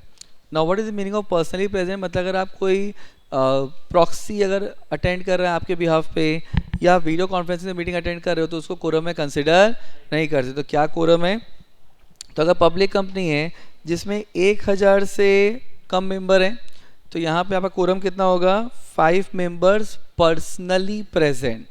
अगर 1000 से 5000 मेंबर हैं तो 15 मेंबर्स पर्सनली प्रेजेंट, और अगर 5000 मेंबर से ज़्यादा हैं तो 30 members personally present. Now this is a quorum for general meeting. और अगर प्राइवेट कंपनी है तो 2 मेंबर्स पर्सनली प्रेजेंट।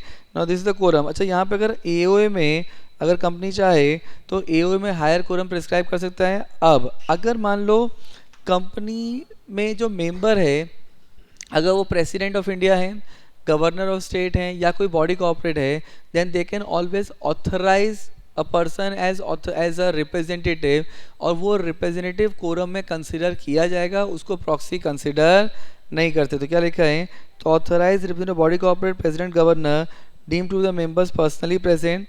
नाउ यहाँ पे एक पर्सन जो है वो मल्टीपल बॉडी कॉर्पोरेट को रिप्रेजेंट कर सकता है, लेकिन अगर आपको कोरम चाहिए तो कम से कम 2 पर्सन दो इंडिविजुअल मीटिंग में होने चाहिए। इसका मतलब क्या हुआ, इसका मतलब मान लो मेरी कंपनी में, एग्जांपल समझो, मान लो मेरी कंपनी में 800 मेंबर हैं, ठीक है। तो अगर 800 मेंबर हैं तो कोरम कितना होना चाहिए, 5 मेंबर्स पर्सनली प्रेजेंट। अच्छा, उन 800 मेंबर में से मान लो 50 मेंबर बॉडी कॉर्पोरेट हैं, उन 50 ने मेरे को ऑथराइज कर दिया, तो आई एम रिप्रेजेंटिंग ऑल 50। तो जब मैं मीटिंग में पहुंचूंगा तो मैं एक नहीं हूँ, मैं 50 हूँ। लेकिन अगर मीटिंग में सिर्फ अकेले मैं हूँ तो क्या मीटिंग हो जाएगा, नहीं, क्योंकि मीटिंग के लिए आपको 2 इंडिविजुअल चाहिए। क्लियर?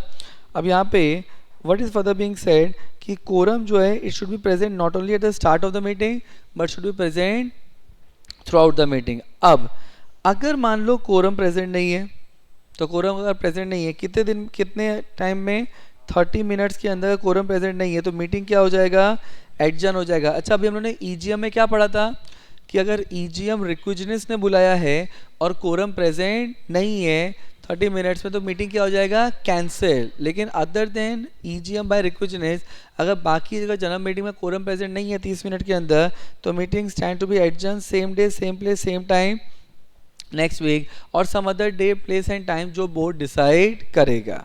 अब यहाँ पे now the term personally present क्या होता है, एज आई सेड कि attending meeting through video conferencing या प्रॉक्सी, इसको कोरम में कंसिडर नहीं करते। नाउ यू में से कि सर फिर पैंडेमिक के टाइम पे क्या था, तो पैंडेमिक के टाइम पे टेम्परेरी अरेंजमेंट किया गया था जिसमें ये बोला गया था कि 31 मार्च 2022 तक जो भी जनरल मीटिंग होगी वो उसमें मेंबर्स इलेक्ट्रॉनिक तरीके से पार्टिसिपेट कर सकते हैं। अब यहाँ पे व्हाट इज बीइंग सेड कि जनरल मीटिंग कोरम क्या है, तो कोरम एज पर 103 और AOA whichever is higher. अब व्हाट इज रिक्वायर्ड दैट अगर मेंबर ऑफ द कंपनी कौन है, प्रेसिडेंट ऑफ इंडिया है, गवर्नर ऑफ स्टेट है, बॉडी कॉर्पोरेट है, तो वो मेंबर रिप्रेजेंटेटिव अपॉइंट कर सकते हैं और इस रिप्रेजेंटेटिव को हम लोग प्रॉक्सी कंसिडर नहीं करेंगे। इसका मतलब इसको भी कोरम में कंसिडर किया जाएगा। अब अगर मान लो कोरम प्रेजेंट नहीं है तो चेयरमैन क्या करेगा, मीटिंग को एडजर्न कर देगा। नाउ एंड उसके लिए मीटिंग को एडजर्न करने के लिए उसको जो मेंबर्स प्रेजेंट हैं उनका कंसेंट लेने की ज़रूरत नहीं है। लेकिन अगर कोरम प्रेजेंट है और कुछ एक्स्ट्राऑर्डिनरी एक्टिविटी हो रहा है, मान लो बाहर वॉर लाइक सिचुएशन चालू हो गए हैं, राइट्स चालू हो गए हैं, कुछ नेचुरल कैलामिटी आ गया और चेयरमैन को मीटिंग एडजर्न करना है, सो what is he can do that thing with the consent of the members present. अब जब एडजर्न मीटिंग होता है तो एडजर्न मीटिंग क्या फ्रेश मीटिंग है? नहीं। तो क्या मीटिंग में वापस सारे मैटर्स वापस ट्रांसलेट किए जाएंगे? नहीं। एडजर्न मीटिंग में सिर्फ वो मैटर लिए जाएंगे जो अनफिनिश्ड बिजनेस मैटर थे, कोई भी नया मैटर नहीं लिया जाएगा। फर्दर क्या लिखा है कि रिजोल्यूशन जब आप पास करोगे एडजर्न मीटिंग में तो उसका डेट ऑफ पासिंग रिजोल्यूशन कब का माना जाएगा? एडजर्न मीटिंग डेट का, एंड न कि ओरिजिनल मीटिंग डेट का। क्लियर?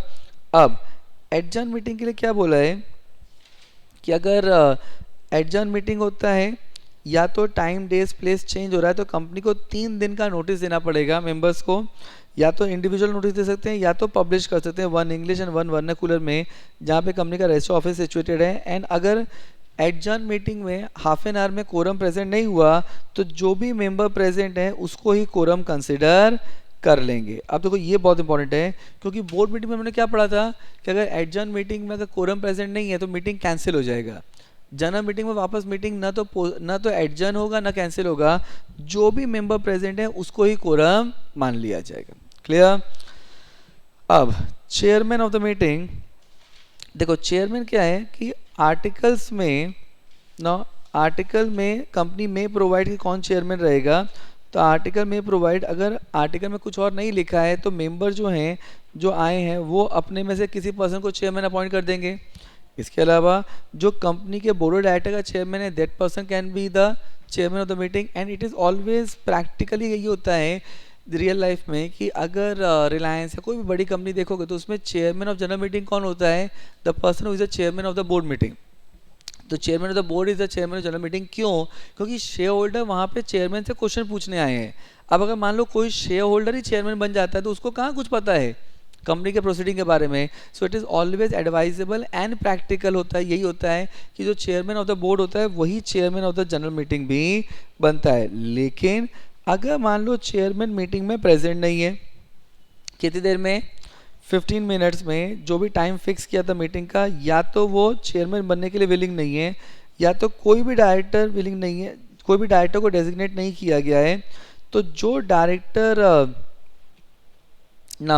जो डायरेक्टर मीटिंग में प्रेजेंट है वो अपने में से किसी एक पर्सन को चेयरमैन बना देंगे। और अगर कोई भी डायरेक्टर प्रेजेंट नहीं है मीटिंग में 15 मिनट्स के अंदर, या कोई भी डायरेक्टर चेयरमैन बनने में इंटरेस्टेड नहीं है, तो मेंबर अपने में से किसी एक मेंबर को चेयरमैन बना देंगे और उसके बाद ही प्रोसीडिंग कंटिन्यू होगा। इसका मतलब क्या हो गया?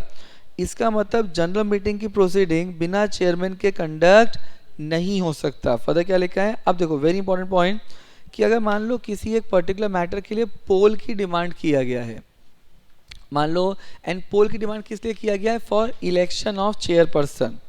तो if poll is demanded for election of chairman, तो यहाँ पे जब तक पोल का रिजल्ट नहीं आएगा तो जो चेयरमैन शो ऑफ हैंड से है वो कंटिन्यू करेगा, और जब पोल का रिजल्ट आ जाएगा तो जो चेयरमैन पोल से अपॉइंट हुआ है वो रेस्ट ऑफ द मीटिंग में चेयरमैन रहेगा। फर्दर वेरी इंपॉर्टेंट कि पब्लिक कंपनी में चेयरमैन उन मैटर में जिसमें चेयरमैन इंटरेस्टेड है उसमें वो चेयरमैन का पोजीशन नहीं कंडक्ट करेगा। क्यों? सिंपल फंडा समझो, चेयरमैन के पास कास्टिंग वोट होता है। And what is casting vote? कि अगर वोट इन फेवर और वोट इन अगेंस्ट एक हो गया तो chairman vote is the deciding vote. अब अगर ऐसा होता है एंड चेयरमैन अगर खुद इंटरेस्टेड है तो डोंट यू थिंक कि वहाँ पे वो वोट ही नहीं कर पाएगा? तो अगर किसी पर्टिकुलर मैटर में चेयरमैन इंटरेस्टेड है तो वो उस मैटर के लिए चेयरमैन नहीं रहेगा, वो मीटिंग से चेयरमैन की पोजीशन हट जाएगा, कोई और पर्सन चेयरमैन बनेगा, और जब वो मैटर पास हो जाएगा तो फिर वो वापस चेयर को रिज्यूम कर सकता है। तो क्या लिखा है? Now in case of public company, the chairman shall not propose any resolution in which he is deemed to be concerned or interested, nor he shall conduct the proceeding of that item. Further क्या लिखा है? If the chairman is interested in any item without prejudice to the voting right, he shall entrust the conduct of the proceeding in respect of such item to any disinterested director. तो किसी disinterested director को दे दिया जाएगा या तो किसी member को दे दिया जाएगा with the consent of members present, and यहाँ पे एंड ही विल रिज्यूम, वो कब रिज्यूम करेगा? जब वो आइटम ऑफ बिजनेस ट्रांजैक्ट हो जाएगा। Now what is required, now पता क्या लिखा है कि अगर कोई भी डायरेक्टर मीटिंग अटेंड नहीं कर सकते हैं या कोई भी डायरेक्टर मीटिंग अटेंड नहीं किया है तो चेयरमैन मेंबर्स को बताएगा कि ये डायरेक्टर मीटिंग अटेंड नहीं किया है and directors and company secretary will be seated with the chairman. अब चेयरमैन के फंक्शन क्या होते हैं, वेरी इंपॉर्टेंट, कि चेयरमैन का फंक्शन है दैट वो ये डिक्लेयर करता है कि रिजोल्यूशन पास हुआ कि नहीं हुआ, that is point one. Secondly वो ये डिक्लेयर करता है कोरम प्रेजेंट है कि नहीं, वो मीटिंग को एडजर्न कर सकता है, वो ये डिक्लेयर करता है कि प्रॉक्सी जो है जो कंपनी को मिला है वो वैलिड है कि नहीं है।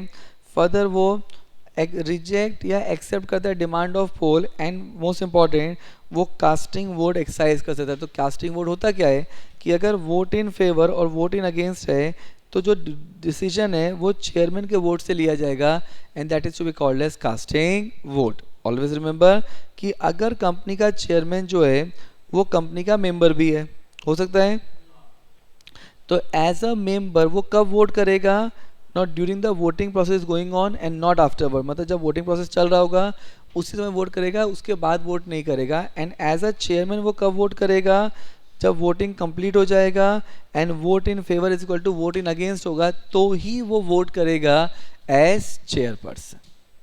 क्लियर? इसमें ना दो पॉइंट आपको रीड करने चाहिए, this part and this point. Read fast. So next very important section is to be called as proxy.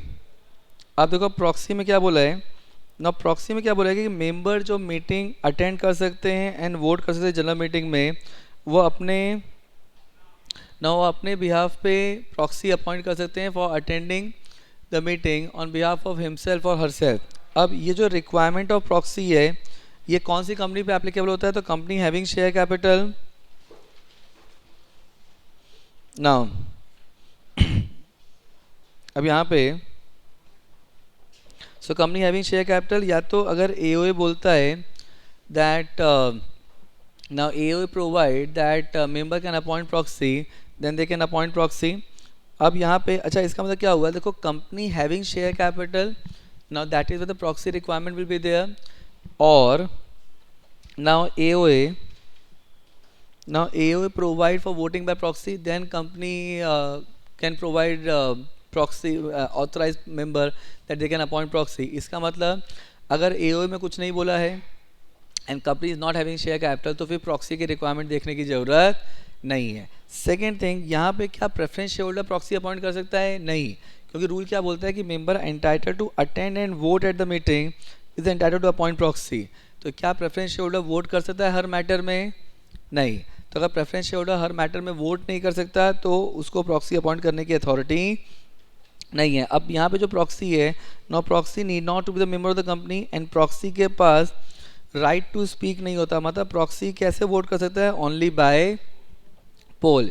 अब यहाँ पे सेक्शन 8 कंपनी में only member can be appointed as proxy. अब यहाँ पे so member entitled to attend and vote at general meeting entitled to appoint another person to vote on his behalf. अब very important point that एक पर्सन कितने लोगों का proxy बन सकता है इन वन जनरल मीटिंग, तो मैक्सिमम 50 मेंबर्स का, या तो member holding maximum 10% of the share capital with voting right.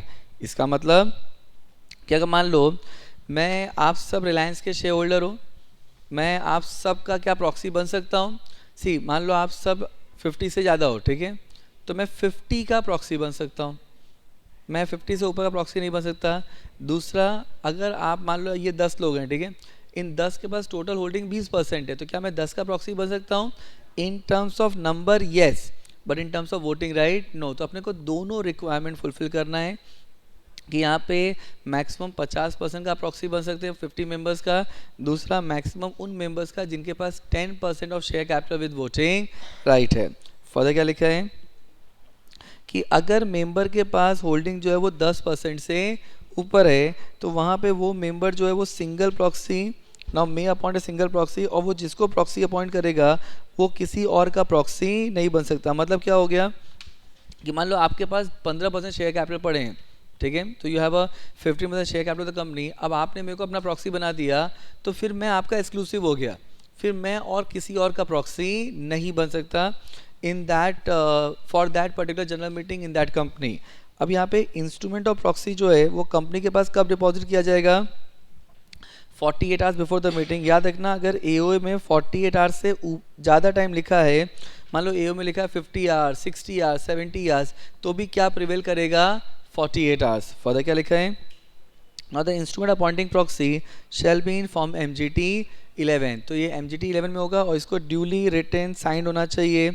Now जो अपॉइंटर है, अपॉइंटर मतलब जिसने अपॉइंट किया है, या तो उसके ऑथराइज एजेंट उसको साइन करेगा। अगर अपॉइंटर बॉडी कॉर्पोरेट है तो इंस्ट्रूमेंट पे कॉमन सील लगाया जाएगा, या तो ड्यूली साइन किया जाएगा by the officer of the company. अभी नाउ वो मेंबर जो मीटिंग अटेंड कर सकता है और वोट कर सकता है, वो प्रॉक्सी का रजिस्टर इंस्पेक्शन कर सकता है।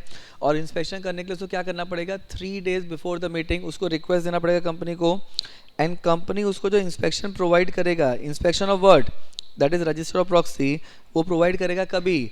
24 hours before the meeting and up to the conclusion of the meeting during business hours. What is business hours? 9 AM to 6 PM। अच्छा, जो भी प्रॉक्सी कंपनी को मिलेगा उसको क्रोनोलॉजिकल ऑर्डर में मेंटेन किया जाएगा in the register of proxy. और अगर यहाँ पे किसी प्रॉक्सी को रिजेक्ट किया गया तो प्रॉक्सी को क्यों रिजेक्ट किया गया, that have to be mention. Further क्या लिखा है कि जो भी इंस्ट्रूमेंट ऑफ प्रॉक्सी है, इंस्ट्रूमेंट ऑफ प्रॉक्सी मतलब कौन सा फॉर्म? MGT series MGT 11। तो आपका रजिस्टर ऑफ प्रॉक्सी जो है, जो इंस्ट्रूमेंट ऑफ प्रॉक्सी है, उसके ऊपर प्रॉपर स्टैम्प ड्यूटी किया जाएगा, एंड वो वैलिड कब तक रहेगा? उस पर्टिकुलर मीटिंग के लिए। Now that include adjournment also, मतलब अगर जनरल मीटिंग एडजर्न हो जाता है तो वापस फ्रेश प्रॉक्सी लेने की ज़रूरत नहीं है ना। यहाँ पे क्या लिखा है? अगर जनरल मीटिंग एडजर्न हो गया तो अगर आपको इंस्पेक्शन ऑफ प्रॉक्सी करना था तो उसके लिए आपको वापस फ्रेश रिक्वेस्ट देना पड़ेगा। इसका ऐसा क्यों? सी फॉर एग्जांपल एक पर्टिकुलर जनरल मीटिंग है जिसमें मैं अवेलेबल नहीं हूँ, मैं उस दिन नहीं हूँ, तो मैंने किसी को प्रॉक्सी अपॉइंट कर दिया, लेकिन अगर मीटिंग एडजर्न हो गया तो एडजर्न मीटिंग वाले दिन मैं अवेलेबल हूँ, तो वहाँ पे भी मैं प्रॉक्सी को नहीं भेजूंगा, मैं खुद मीटिंग में जाऊँगा। So there can be some changes. या जब original board meeting general meeting था उस दिन मैं अवेलेबल था, लेकिन जब एडजर्न मीटिंग हुआ उस दिन मैं अवेलेबल नहीं हूँ। तो अगर ऐसा कुछ होता है, तो यहाँ पे what is required that register of proxy में चेंजेस हो सकता है। तो अगर आपको इंस्पेक्शन करना है प्रॉक्सी का तो आपको कंपनी को फ्रेश रिक्वेस्ट करना पड़ेगा।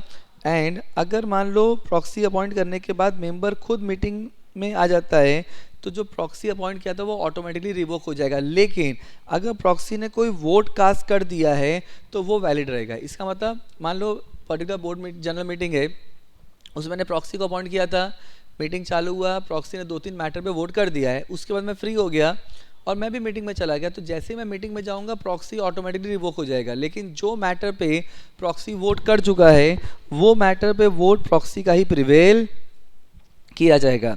अच्छा, यहाँ पे proxy need to be dated and undated shall not be accepted. अब यहाँ पे अगर रिवोकेशन करना है, प्रॉक्सी को रिवोक करना है, तो उसको वही पर्सन साइन करेगा जिसने प्रॉक्सी को अपॉइंट किया था।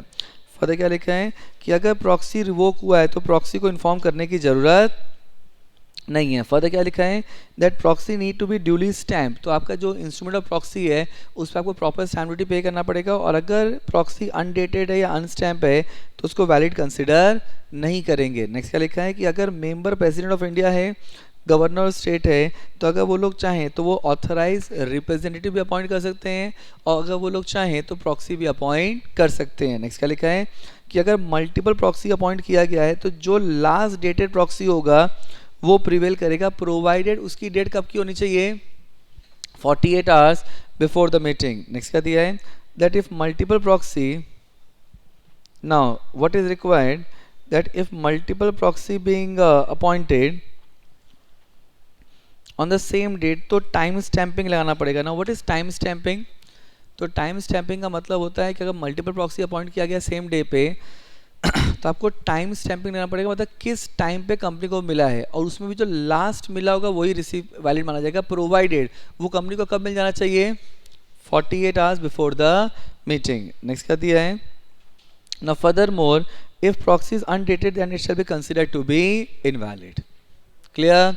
So these 25 points are very crucial with respect to proxy, and proxy as a topic is very crucial. So I want all of you to read these points and read fast.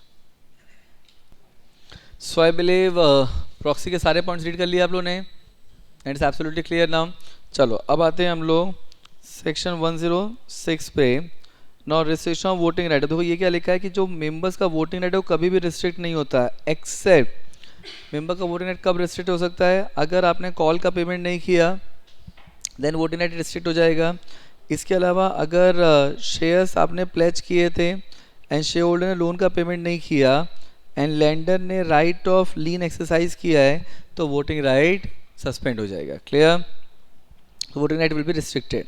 Now section 108 that is voting by electronic means, very important. अच्छा, voting by electronic means mandatory किन companies के लिए है? वो company जिसका equity share listed है recognised stock exchange में. दूसरा वो कंपनी जिसमें 1000 और मोर मेंबर्स हैं. दीज आर द कंपनी जहाँ पे voting by electronic means mandatory है. एंड किन कंपनी के लिए ऑप्शनल है? अगर कंपनी इनोवेटर ग्रोथ प्लेटफॉर्म पे लिस्टेड है, जिसको पहले क्या बोलते थे, इंस्टीट्यूशनल ट्रेडिंग प्लेटफॉर्म. अगर कोई कंपनी एसएमई प्लेटफॉर्म पे लिस्टेड है, एसएमई एक्सचेंज पे. अगर किसी कंपनी का प्रेफरेंस शेयर्स या डिवेंचर लिस्टेड है, इक्विटी लिस्टेड नहीं है. And fourth Nidhi company. तो इन कंपनी में voting by electronic means mandatory नहीं है. अब देखो, so what is a voting by electronic means में एप्लीकेबिलिटी किस कंपनी पे है? लिस्टेड कंपनी पे. और कंपनी जिसमें 1000 और मोर मेंबर्स हैं. नॉन एप्लीकेबिलिटी किस में है? जिसका डिवेंचर या प्रेफरेंशियल लिस्टेड है, इक्विटी लिस्टेड नहीं है, जो एसएमई प्लेटफॉर्म पे है या तो इंस्टीट्यूशन ट्रेडिंग प्लेटफॉर्म पे, जिसको पहले क्या बोलते थे, जिसको अब क्या बोलते हैं, इनोवेटर ग्रोथ प्लेटफॉर्म. अब व्हाट इज रिक्वायर्ड?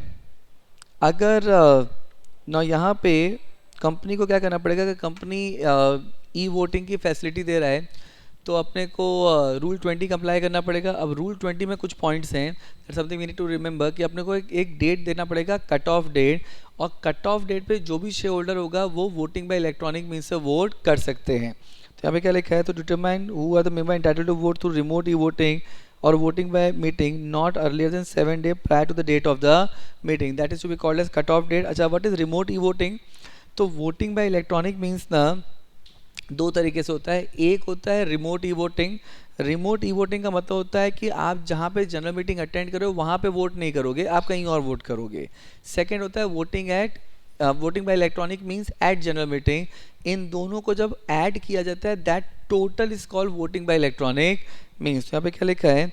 एंड यहाँ पे अगर आपने रिमोट ई वोटिंग से वोट कर दिया है तो आप मीटिंग में अटेंड कर सकते हो लेकिन वापस वोट नहीं कर सकते. क्या लिखा है?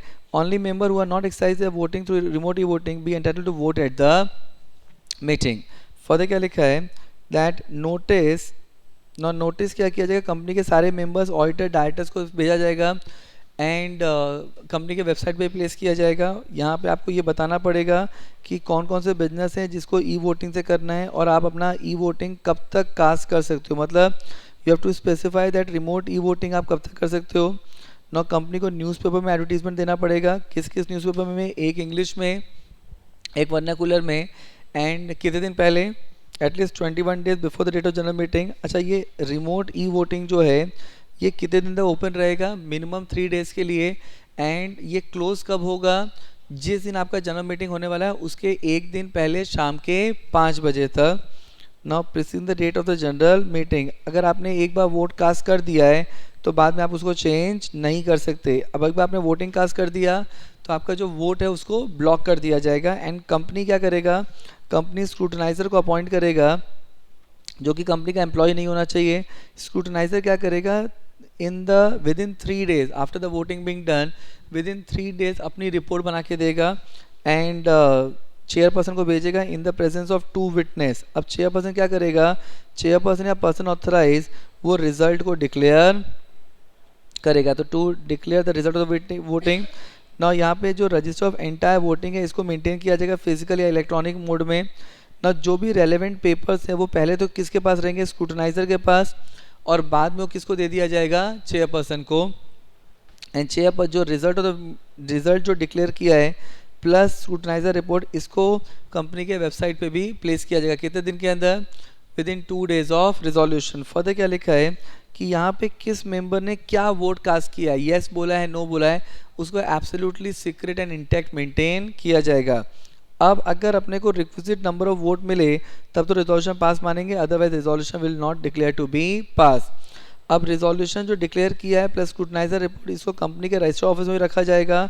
एंड लिस्टेड कंपनी में ये जो डिटेल है स्क्रूटनाइजर रिपोर्ट एंड रिजल्ट, ये स्टॉक एक्सचेंज को भी इन्फॉर्म किया जाएगा। वेरी इंपॉर्टेंट कि अगर किसी मैटर के लिए वोटिंग बाय इलेक्ट्रॉनिक मींस दिया गया है तो फिर आप उसमें voting by show of hand available नहीं होगा। फर्दर क्या लिखा है कि अगर किसी पर्सन ने इलेक्ट्रॉनिक तरीके से वोटिंग कर लिया है तो मीटिंग अटेंड जरूर कर सकता है लेकिन वापस वोट कास्ट नहीं कर सकता। Now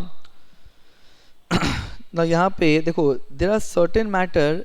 now if you read rule 22 जो कि अब हम लोग पोस्टल बैलेट में पढ़ने वाले हैं, सो पहले क्या था कि देयर आर सर्टेन मैटर जो पहले पोस्टल बैलेट से ही पास करना जरूरी था, लेकिन कंपनीज अमेंडमेंट एक्ट 2017 के बाद वो मैटर भी कंपनी जनरल मीटिंग में कर सकता है, प्रोवाइडेड कंपनी को ई वोटिंग की फैसिलिटी देना पड़ेगा। और अगर पोस्टल बैलेट से किया है तो पोस्टल बैलेट आप इलेक्ट्रॉनिक मोड से भी कर सकते हो, और अगर इलेक्ट्रॉनिक मोड से किया तो रूल 20 कंप्लाई करना पड़ेगा to the extent applicable. Further क्या लिखा है ना, यहाँ पे जब हम लोग ई वोटिंग करते हैं तो वहाँ पे 1 member is equal to 1 vote नहीं होता, वहाँ पे 1 share is equal to 1 vote होता है। यहाँ पे क्या लिखा है कि मिनिस्ट्री ने now what is required, so these are the particular important point. अब देखो तो ये था अपना voting by electronic means. The next very important section is called poll. अब पोल में क्या दिया है, नाउ व्हाट इज पोल। तो देखो वोटिंग 2 तरीके से होता है, पहला होता है शो ऑफ हैंड से, दूसरा होता है पोल से। And voting by electronic means is also being added. तो अब पोल कब लिया जाएगा, तो पोल लेगा है तो चेयरपर्सन स्यू मोटो ले सकता है या तो on the demand of member including proxy. अब यहाँ पे who can demand for poll, very important कि पोल की डिमांड कौन कर सकता है। तो अगर कंपनी हैविंग शेयर कैपिटल है तो याद रखना पोल की डिमांड मेंबर भी कर सकता है इंक्लूडिंग प्रॉक्सी, जिसके पास कितनी होल्डिंग होनी चाहिए, 5 लाख का पेड अप शेयर कैपिटल या तो मिनिमम 10% का टोटल वोटिंग राइट। यहाँ पे क्या लिखा है, so demand for poll shall be made by member present in person और by proxy holding minimum 5 lakh of paid up share capital और holding minimum 10% of total voting right. And अगर यहाँ पे company not having share capital है तो यहाँ पे पोल की डिमांड कौन करेगा, तो यहाँ पे पोल की डिमांड करेगा बाय मेंबर इंक्लूडिंग प्रॉक्सी जिसके पास कितना वोटिंग पड़ा है, 10% of total voting right. Clear ना, ये काफ़ी इंपॉर्टेंट है बिकॉज इसके ऊपर केस स्टडी बनता है कि पोल की डिमांड कौन कर रहा है। अब कितने दिन के अंदर पोल लिया जाएगा, so time within which poll shall be taken. तो अगर पोल की डिमांड की गई है एडजर्नमेंट ऑफ मीटिंग के लिए या तो इलेक्शन ऑफ चेयरपर्सन के लिए तो पोल कब लिया जाएगा, इमीडिएटली। और अगर पोल की डिमांड किया गया फॉर किसी और मैटर के लिए तो पोल लिया जाएगा 48 hours when the demand was made. Clear.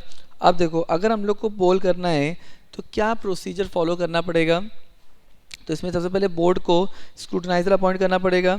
अब स्क्रूटनाइजर क्या करेगा, स्क्रूटनाइजर को जो भी रजिस्टर्स हैं, attendance register, register of member, ये सब प्रोवाइड किया जाएगा। और स्क्रूटनाइजर पोलिंग पेपर डिस्ट्रीब्यूट करेगा और रिकॉर्ड मेंटेन करेगा। एंड देन वो एक अगर फिजिकल तरीके से किया गया है तो वो एक बैलेट बॉक्स लेगा, उसको सील कर देगा। अब यहाँ पे वोटिंग के बाद वो बैलेट बॉक्स को ओपन करेगा इन the presence of 2 witness. And जब वो वोटिंग के रिजल्ट को काउंट करेगा तो वो अपनी एक डिटेल रिपोर्ट बनाएगा जिसमें वो बताएगा भाई कितने मेंबर ने मैटर में येस बोला, कितने मेंबर ने मैटर में नो बोला, जिन्होंने येस बोला उनके पास कितने शेयर्स थे, जिन्होंने नो बोला उनके पास कितने शेयर्स थे, ये पूरा डिटेल प्रोवाइड किया जाएगा। एंड वो अपनी रिपोर्ट किसको सबमिट करेगा, चेयरपर्सन को। एंड चेयरपर्सन या तो कोई भी पर्सन ऑथराइज अब रिजल्ट ऑफ पोल डिक्लेयर करेगा कितने दिन के अंदर, within 7 days of the poll. And जो पोलिंग पेपर होगा वो किस फॉर्म में होगा, MGT 12 में। अच्छा what was MGT 11, instrument of proxy. Poll का क्या है, MGT 12 और उसके संग स्क्रूटनाइजर रिपोर्ट कौन से फॉर्म में है, MGT 13 में। डन। अब देखो so this was the section for poll. Now the next very important section comes is postal ballot. देखो पोस्टल बैलेट में क्या लिखा है कि पोस्टल बैलेट हम लोग कैसे कर सकते हैं, तो पोस्टल बैलेट हम लोग पोस्ट से भी कर सकते हैं या तो हम इलेक्ट्रॉनिक मीन से भी कर सकते हैं। अगर हमने पोस्टल बैलेट इलेक्ट्रॉनिक मीन्स से किया है तो अपने को रूल 20 को कंप्लाई करना पड़ेगा। अच्छा, रूल 20 को कंप्लाई करेंगे to the extent applicable. Now when I say to the extent applicable मतलब क्या हुआ, if you see rule 20 that talks about voting by electronic means, तो वोटिंग बाय इलेक्ट्रॉनिक मीन्स दो तरीके से होता है, एक होता है रिमोट ई वोटिंग, दूसरा होता है voting by electronic means in general meeting. लेकिन जब हम लोग पोस्टल बैलेट कर रहे हैं तो क्या जनरल मीटिंग हो रही है क्या, नहीं, तो वहाँ पे सिर्फ रिमोट ई वोटिंग को ही कंसिडर किया जाएगा। वेरी इंपॉर्टेंट पॉइंट कि सेक्शन 110 की एप्लीकेबिलिटी क्या है। नाउ सी दिस थिंग, अगर हम लोग सेक्शन 110 की एप्लीकेबिलिटी देखते हैं तो यहाँ पे देखो क्या दिया है। So section 110 applicable and not applicable कहाँ पे है, तो सेक्शन 110 कहाँ पे एप्लीकेबल नहीं है, तो पहला ओपीसी पे एप्लीकेबल नहीं है, दूसरा वो मेंबर वो कंपनी जिसमें 200 मेंबर्स तक हैं वहाँ पे एप्लीकेबल नहीं है, और कहाँ पे एप्लीकेबल है, इन ऑल अदर कंपनीज। अभी हम लोगों ने क्या पढ़ा था कि रूल 20 के हिसाब से वोटिंग बाय इलेक्ट्रॉनिक मीन्स दो तरीके से हो सकता है, एक रिमोट ई वोटिंग, दूसरा voting by electronic means in general meeting. लेकिन पोस्टल बैलेट में जनरल मीटिंग तो होने वाला नहीं है, तो सिर्फ रिमोट ई वोटिंग ही कंसिडर किया जाएगा। अब यहाँ पे कौन कौन से मैटर हैं, बिजनेस मैटर, जो आप पोस्टल बैलेट से ट्रांजैक्ट नहीं कर सकते, तो जितने भी ऑर्डिनरी बिजनेस हैं, what is ordinary business, 4 business, adoption of account, declaration of dividend, appointment of director in place of retiring director and appointment of auditor, ये ऑर्डिनरी बिजनेस सिर्फ एजीएम में होगा, पोस्टल बैलेट से नहीं हो सकता। इसके अलावा वो मैटर जिसमें डायरेक्टर एंड ऑडिटर के पास राइट ऑफ बीइंग हर्ड है ना, राइट ऑफ बीइंग हर्ड है मतलब अगर हम लोग मान लो डायरेक्टर या ऑडिटर को रिमूव कर रहे हैं तो वहाँ पे वो मैटर भी आप पोस्टल बैलेट से नहीं कर सकते। नेक्स्ट, हम लोग पोस्टल बैलेट से कौन से मैटर कर सकते हैं, तो there is something called rule 22, जिसमें पहले एक पूरा डिटेल लिस्ट ऑफ मैटर दिया है जो सिर्फ पोस्टल बैलेट से ही हो सकता है। लेकिन कंपनीज अमेंडमेंट है 2017 आने के बाद वो मैटर भी अगर कंपनी चाहे तो जनरल मीटिंग में कर सकता है, प्रोवाइडेड कंपनी को ई वोटिंग की फैसिलिटी प्रोवाइड करना पड़ेगा।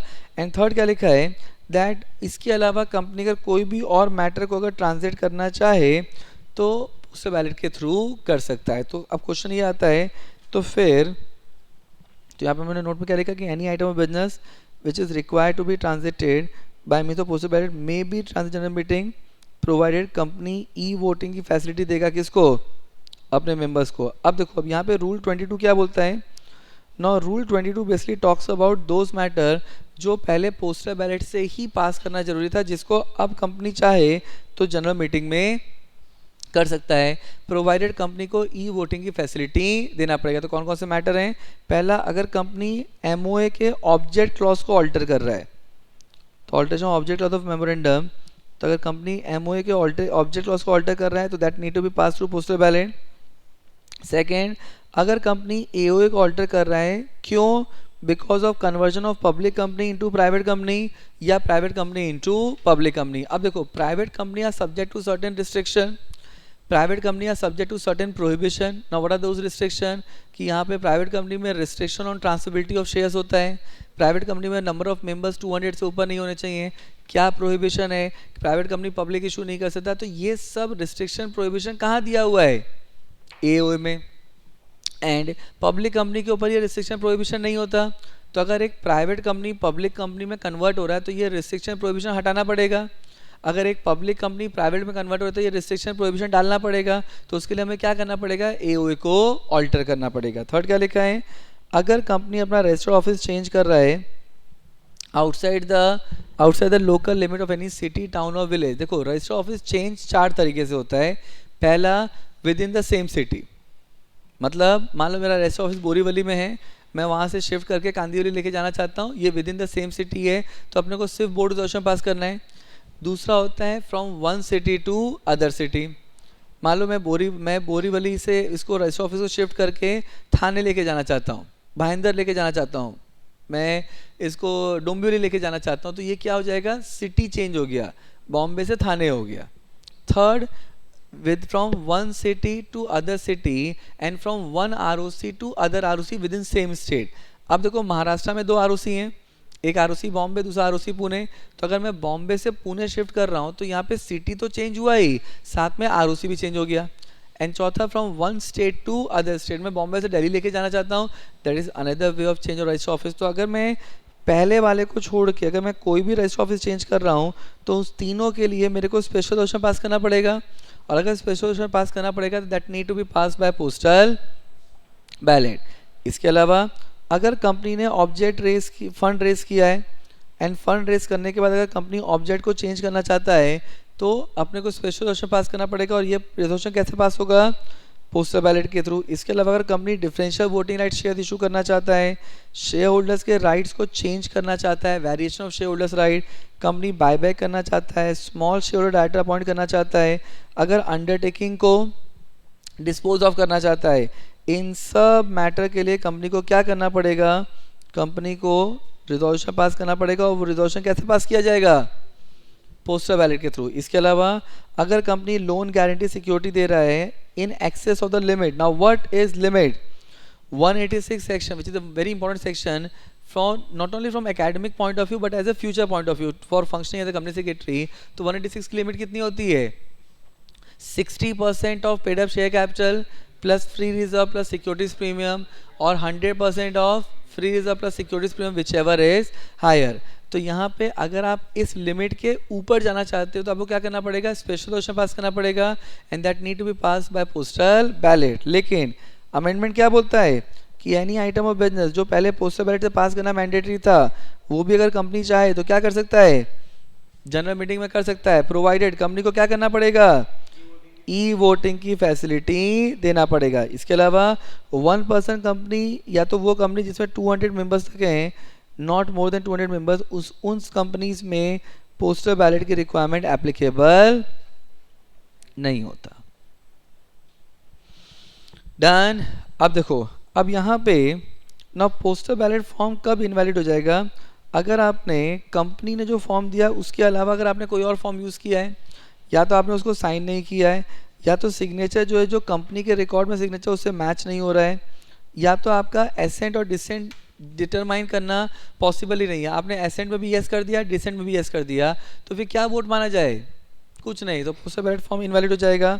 या तो आपने एसेंट डिसेंट कुछ भी नहीं किया ना। यहाँ पे अगर किसी कॉम्पिटेंट अथॉरिटी ने, कोर्ट ने, एनसीएलटी ने, सेबी ने अगर आपकी वोटिंग को फ्रीज कर दिया है, अच्छा वोटिंग को फ्रीज किया मतलब क्यों वोटिंग को फ्रीज किया गया होगा? कुछ ना कुछ नॉन कंप्लायंस होंगे ना। तो अगर वोटिंग को फ्रीज कर दिया है तो in that case your postal ballot will be invalid. Then आपका फॉर्म जो है जो लास्ट डेट दिया उसके बाद रिसीव हुआ है। नाउ अगर फॉर्म को रिप्रेजेंटेटिव ने साइन किया है लेकिन रिप्रेजेंटेटिव के पास अथॉरिटी है नहीं है, वो जो लेटर है अथॉरिटी लेटर वो अटैच ही नहीं किया गया है, या तो मेंबर ने कॉल का पेमेंट नहीं किया। याद रखना, अगर कॉल का पेमेंट नहीं किया है तो सेक्शन 106 क्या बोला था कि आपका वोटिंग राइट रिस्ट्रिक्ट हो जाता है।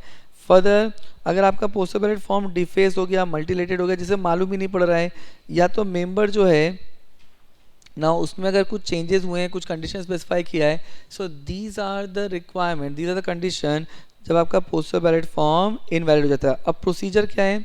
कंपनी को पहला क्या करना पड़ेगा? कंपनी को मेंबर्स को नोटिस देना पड़ेगा।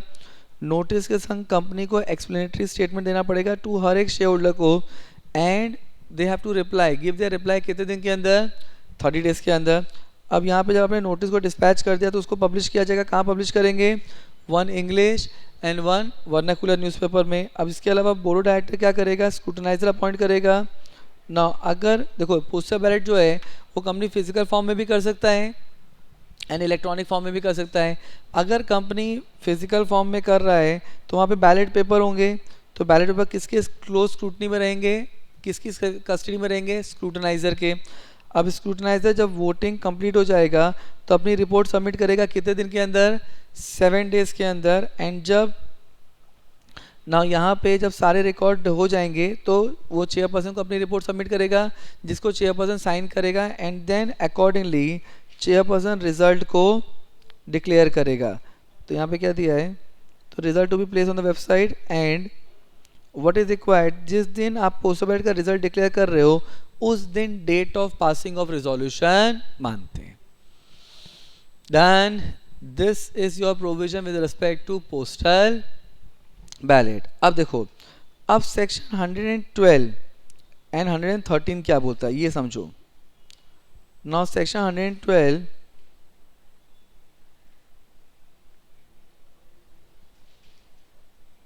ना सेक्शन 112 113 ना ये जो दो सेक्शन है ना, व्हेन वी टॉक अबाउट 112 112 क्या बोल रहा है कि अगर कंपनी के मेंबर कौन है, प्रेसिडेंट ऑफ इंडिया है या तो गवर्नर ऑफ स्टेट है।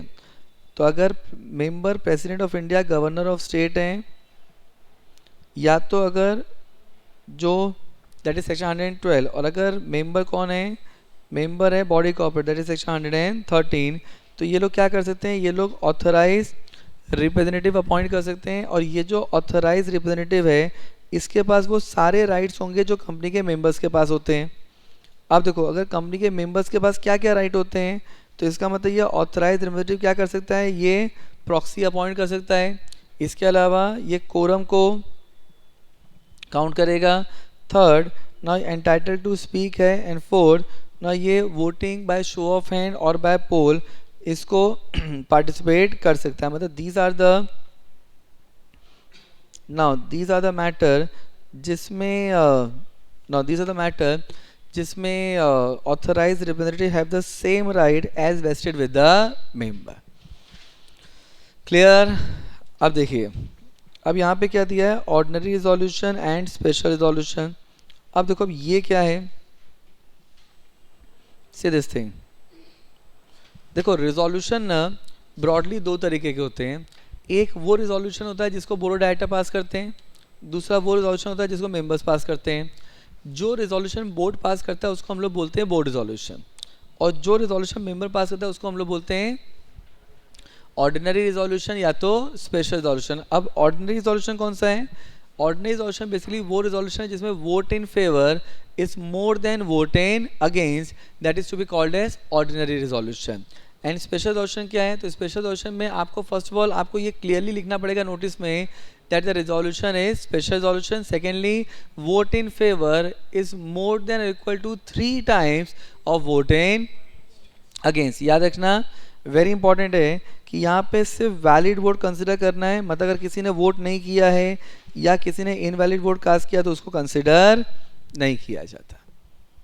डन। अब देखो this part is clear now. अब यहाँ पे सेक्शन 115 क्या बोलता है ना, section 115 basically talks about resolution requiring special notice. First of all अपने को ये पता होना चाहिए कि कौन कौन से ऐसे मैटर हैं जिसके लिए स्पेशल नोटिस देना पड़ता है। तो बेसिकली 4 मैटर्स होते हैं जिसके लिए स्पेशल नोटिस देना है। पहला कौन सा, रिमूवल ऑफ डायरेक्टर। दूसरा अगर हम लोग रिमूव डायरेक्टर के अलावा किसी और को अपॉइंट करते हैं that is second. Third removal of auditor and appointment of auditor in place of retiring auditor. ये 4 वो मैटर हैं जिसके लिए अपने को स्पेशल नोटिस देना पड़ता है। अब अगर वो मैटर जिसके लिए अपने को स्पेशल नोटिस देना है ना, अगर ये मैटर की रिक्वेस्ट मेंबर ने किया है तो कौन सा मेंबर रिक्वेस्ट कर सकता है, पहले तो ये समझो। मान लो मैं कंपनी का मेंबर हूँ, मैं रिलायंस का शेयर होल्डर हूँ, मैं बोला मुकेश अंबानी को हटा दो, this is a proposal I want to give. तो यहाँ पे मैं ये स्पेशल नोटिस वाले मैटर को कौन प्रपोज करता है, क्या मेरे पास सिर्फ एक शेयर पड़ा रिलायंस का, तो क्या मैं प्रपोज कर सकता हूँ, नहीं। प्रोविजन क्या बोलता है कि notice of the intention to move such resolution shall be given to the company by. कौन ये नोटिस दे सकता है, फर्स्ट पहला मेंबर होल्डिंग जिसके पास मिनिमम 1% वोटिंग राइट है, या तो मेंबर होल्डिंग जिसके पास 5 लाख का पेड अप शेयर कैपिटल है, मतलब दोनों में से कोई एक। तो यहाँ पे मेरे पास 1% वोटिंग राइट होना चाहिए या तो 5 लाख का पेड अप शेयर कैपिटल होना चाहिए। एंड उसके बाद कंपनी क्या करेगा, कंपनी को जब ऐसी नोटिस मिलेगा तो कंपनी बाकी मेंबर्स को वो नोटिस फॉरवर्ड करेगा एंड देन मेंबर्स उसके हिसाब से मीटिंग में डिसीजन लेंगे कि अपने को ये करना है या नहीं। अब देखो तब यहाँ पे अगर हम लोग प्रोसीजर देखते हैं स्पेशल नोटिस का, तो स्पेशल नोटिस के लिए मेंबर को कंपनी को नोटिस देना पड़ेगा। कितने दिन पहले नोटिस दिया जाएगा, मिनिमम 14 डेज पहले एंड मैक्सिमम 3 मंथ्स पहले आप नोटिस दे दोगे। एंड जिस दिन आपने नोटिस दिया और जिस दिन मीटिंग है उसको कंसिडर नहीं करते हैं। मतलब यहाँ पे मिनिमम पीरियड कितना है, 14 डेज, नोटिस का length of notice and maximum कितना है, 3 मंथ्स। फर्दर क्या लिखा है, कंपनी को जब ऐसा नोटिस मिलेगा तो कंपनी इमीडिएटली क्या करेगा, कंपनी इमीडिएटली बाकी सारे मेंबर्स को नोटिस देगा। कितने दिन के अंदर, नाउ मीटिंग के 7 डेज के पहले नोटिस सबको दे दिया जाएगा। अगेन यहाँ पे जिस दिन डिस्पैच ऑफ नोटिस और मीटिंग है उसको कंसिडर नहीं करेंगे। और अगर मान लो नोटिस देना प्रैक्टिकली पॉसिबल नहीं है तो कंपनी क्या करेगा, इसको पब्लिश कर देगा। अच्छा, कहाँ पब्लिश करेगा? 1 English paper, 1 Hindi and 1 vernacular में पब्लिश कर दिया जाएगा। एंड इसको कंपनी के वेबसाइट पे प्लेस करेंगे। एंड ये नोटिस कब पब्लिश किया जाएगा? 7 days before the date of the meeting. इसमें भी जिस दिन हम लोग पब्लिकेशन कर रहे हैं उसको, एंड जिस दिन मीटिंग है उसको कंसिडर नहीं किया जाएगा। This is your section 115 with respect to resolution requiring special notice. Clear? Read this procedure please. So I believe this part being done. अब देखो, अब यहाँ पे है now section 117. Now what section 117 talks about? तो 117 basically talks about कि company को MGT 14 file करना पड़ता है। कितने दिन के अंदर फाइल करना पड़ता है? With ROC within 30 days. So copy of, तो ये कौन कौन से मैटर के लिए MGT 14 फाइल करना है? पहला स्पेशल रिजोल्यूशन, दूसरा वो मैटर जिसको सारे मेंबर्स ने यस बोला है, तीसरा अगर कोई बोर्ड का रिजोल्यूशन या एग्रीमेंट है which is pertaining to appointment, reappointment, variation in terms of appointment of managing director. मतलब अगर बोर्ड ने कोई रिजोल्यूशन पास किया है which is pertaining to the appointment of managing director, reappointment of managing director, variation in terms of appointment of managing director, मतलब MD से connected अगर कोई भी रिजोल्यूशन पास किया गया है तो वहाँ पे अपने को MGT 14 फाइल करना पड़ेगा। इसके अलावा अगर किसी पर्टिकुलर क्लास ऑफ मेंबर ने अगर कोई मैटर पास किया है तो क्लास मीटिंग में कोई रिजोल्यूशन पास हुआ है तो वो आपको ROC को इन्फॉर्म करना पड़ेगा बाय फाइलिंग MGT 14। इसके अलावा अगर कंपनी का वॉलंटरी लिक्विडेशन कर रहे हैं, देन अगर कोई रिजोल्यूशन 179(3)(f) में है, नाउ व्हाट इज रिक्वायर्ड? देखो, रिजोल्यूशन जो है जो सेक्शन 179(3) में पास किया जाता है उसके लिए आपको MGT 14 फाइल करना पड़ता है। What is 179(3)? Section 179 basically talks about powers of the board of director and 179(3) में वो मैटर्स दिए हुए हैं जिसके लिए कंपनी को बोर्ड रिजोल्यूशन पास करना पड़ेगा एट बोर्ड मीटिंग। तो यहाँ पे सो सी दिस थिंग, तो अगर हम लोग यहाँ पे 170 को क्या लिखा है कि resolution pass bye the board of director at board meeting under 179(3), तो 179(3) में जो भी मैटर हैं उसके लिए आपको MGT 14 फाइल करना पड़ेगा। लेकिन कहाँ पे आपको MGT 14 फाइल नहीं करना है?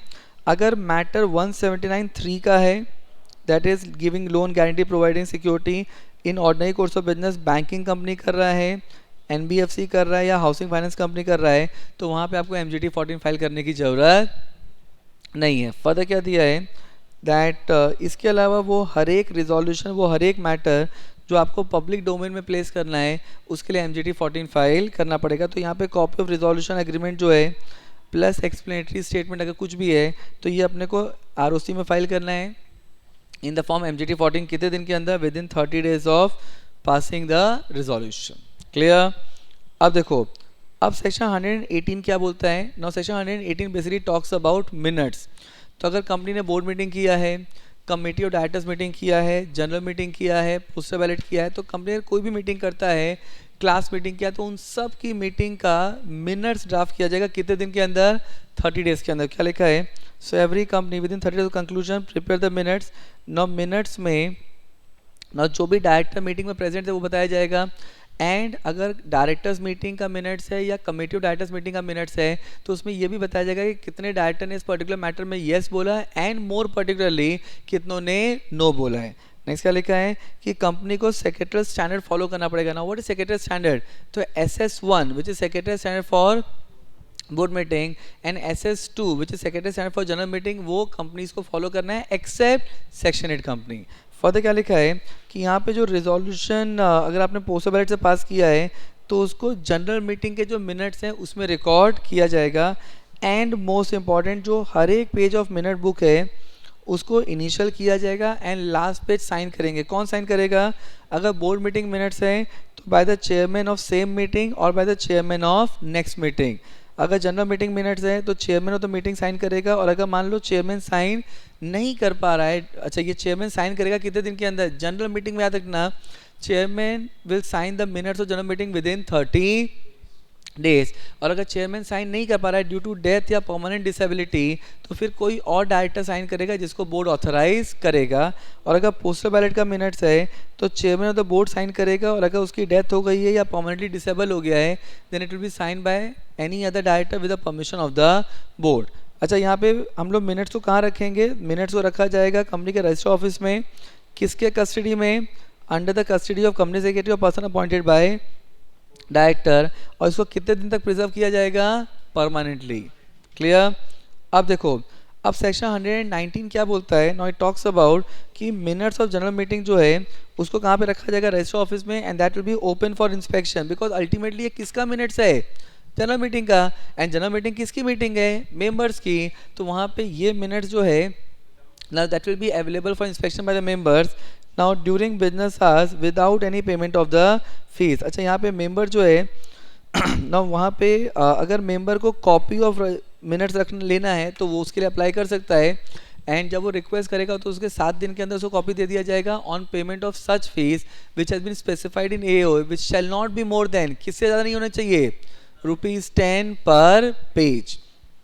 फर्दर क्या लिखा है कि अगर कंपनी ने मिनट्स नहीं दिया तो वहाँ पे अगर डिफ़ॉल्ट किया है कंपनी ने तो जो अग्रीव मेंबर है वो एनसीएलटी के पास जाके एप्लीकेशन कर सकता है। फर्दर क्या लिखा है, नौ सेक्शन 120 क्या बोलता है कि कौन सी कंपनी को रिकॉर्ड्स को इलेक्ट्रॉनिक फॉर्म में मेंटेन करना है। ऑलवेज रिमेंबर दैट ये जो रिकॉर्ड्स मेंटेन करना है इलेक्ट्रॉनिक फॉर्म में, अब ये कंपल्सरी नहीं है, ये ऑप्शनल है। तो क्या लिखा है, so every listed company and company having not less than 1000 shareholder, debenture holder, other security holder shall maintain the record in electronic form। याद रखना ये इलेक्ट्रॉनिक फॉर्म में मेंटेन कर सकते हैं, ये मैंडेटरी नहीं है। पहले वर्ड लिखा था shall उसको चेंज करके क्या कर दिया गया, may। समझा। so if you see this thing, now this is the section 120 of our class notes। उसके देखो यहाँ पे नीचे दिया हुआ है कि companies required to maintain documents in electronic form. उसमें क्या लिखा है, एवरी लिस्टेड कंपनी और company having not less than 1000 share holder, debenture holder and other security holder. देखो एंड अदर सिक्योरिटी होल्डर मतलब सबको कंबाइन कर दिया जाएगा। क्या लिखा है, may maintain its record in electronic form, मतलब अब ये मैंडेटरी नहीं है, ये कंपनी का चॉइस है कि कंपनी चाहे तो रिकॉर्ड को इलेक्ट्रॉनिक फॉर्म में मेंटेन कर सकता है। एंड यहाँ पे जो भी एग्जिस्टिंग कंपनीज हैं उनको अपने डॉक्यूमेंट को फिजिकल मोड से इलेक्ट्रॉनिक मोड में कितने दिन के अंदर कन्वर्ट करना है, 6 मंथ्स के अंदर। अब ये प्रॉब्लम थी जिसकी वजह से सेक्शन कमेंट किया गया। सी लॉजिकली सोचो, if you talk about companies like Tata Sons which in existence for more than 100 years now, अब ऐसी कंपनी के पूरे रिकॉर्ड्स को, और अगर मान लो टाटा सन्स के ऊपर ही एप्लीकेबल होता है, 1000 से ऊपर share holder, debenture holder, other security holder हैं, अगर उसके ऊपर एप्लीकेबल हुआ तो company which is in existence for more than 100 years उनके पूरे रजिस्टर को फिजिकल टू इलेक्ट्रॉनिक मोड 6 महीने में कन्वर्ट करना प्रैक्टिकली पॉसिबल ही नहीं है। तो यहाँ पे मिनिस्ट्री के पास सजेशन गया, रिप्रेजेंटेशन गया, एंड मिनिस्ट्री ने क्या किया, वहाँ पे जो वर्ड शेल था उसको चेंज करके मे कर दिया। क्लियर। फर्दर क्या लिखा है, अब देखो यहाँ पे तो सेक्शन 121 क्या बोलता है ना, 121 से इसकी जितनी भी लिस्टेड कंपनी है उनको देखो मिनट्स तो बनाना ही है, उसके अलावा एक रिपोर्ट ऑन एजीएम बनाना पड़ेगा, और ये रिपोर्ट जो है ये फाइल किया जाएगा कितने दिन के अंदर, 30 डेज ऑफ एजीएम कौन से फॉर्म में, MGT 15 में। और इसको साइन कौन करेगा, तो साइन एंड डेटेड चेयरमैन करेगा, या तो 2 डायरेक्टर करेंगे जिसमें से एक MD होना चाहिए। एंड इसमें क्या लिखा होगा, डेट प्लेस टाइम वेन्यू लिखा होगा, कितने मेंबर आए थे, कोरम था कि नहीं, कौन कौन से बिजनेस मैटर को ट्रांसलेट किया गया, मीटिंग एडजन हुआ क्या, ये सब चीज़ें जितने भी रिलेवेंट इन्फॉर्मेशन है वो सब दिया जाएगा। और अगर ये सेक्शन का कंप्लायंस नहीं होता है, मतलब MGT 15 फाइल नहीं हुआ, तो यहाँ पे कंपनी के ऊपर पेनल्टी आएगी कितनी, 1 lakh rupees and 500 for every day during which the default continues subject to maximum of 5 lakhs। See this thing, तो यहाँ पे पेनल्टी कितनी है, 1 लाख है, मैक्सिमम कहाँ तक जाएगा, 5 लाख रुपए तक। And every officer in default penalty कितना है, 25,000, फर्दर पेनल्टी कितना है, 500, subject to maximum of 1 lakh. Clear. And याद रखना सेक्शन 122 क्या बोलता है कि ओपीसी को जनरल मीटिंग करने की जरूरत नहीं है। अब अगर कोई ऐसा मैटर है, कोई ऐसा प्रोविजन है जहाँ पे मेंबर का कंसेंट चाहिए, तो वहाँ पे मेंबर अपना कंसेंट देगा और उसको मिनट्स में रिकॉर्ड कर देगा। जिस दिन मिनट्स में रिकॉर्ड करेगा उसी को date of passing of resolution माना जाएगा। Clear. And with this your general meeting revision is also over. Clear.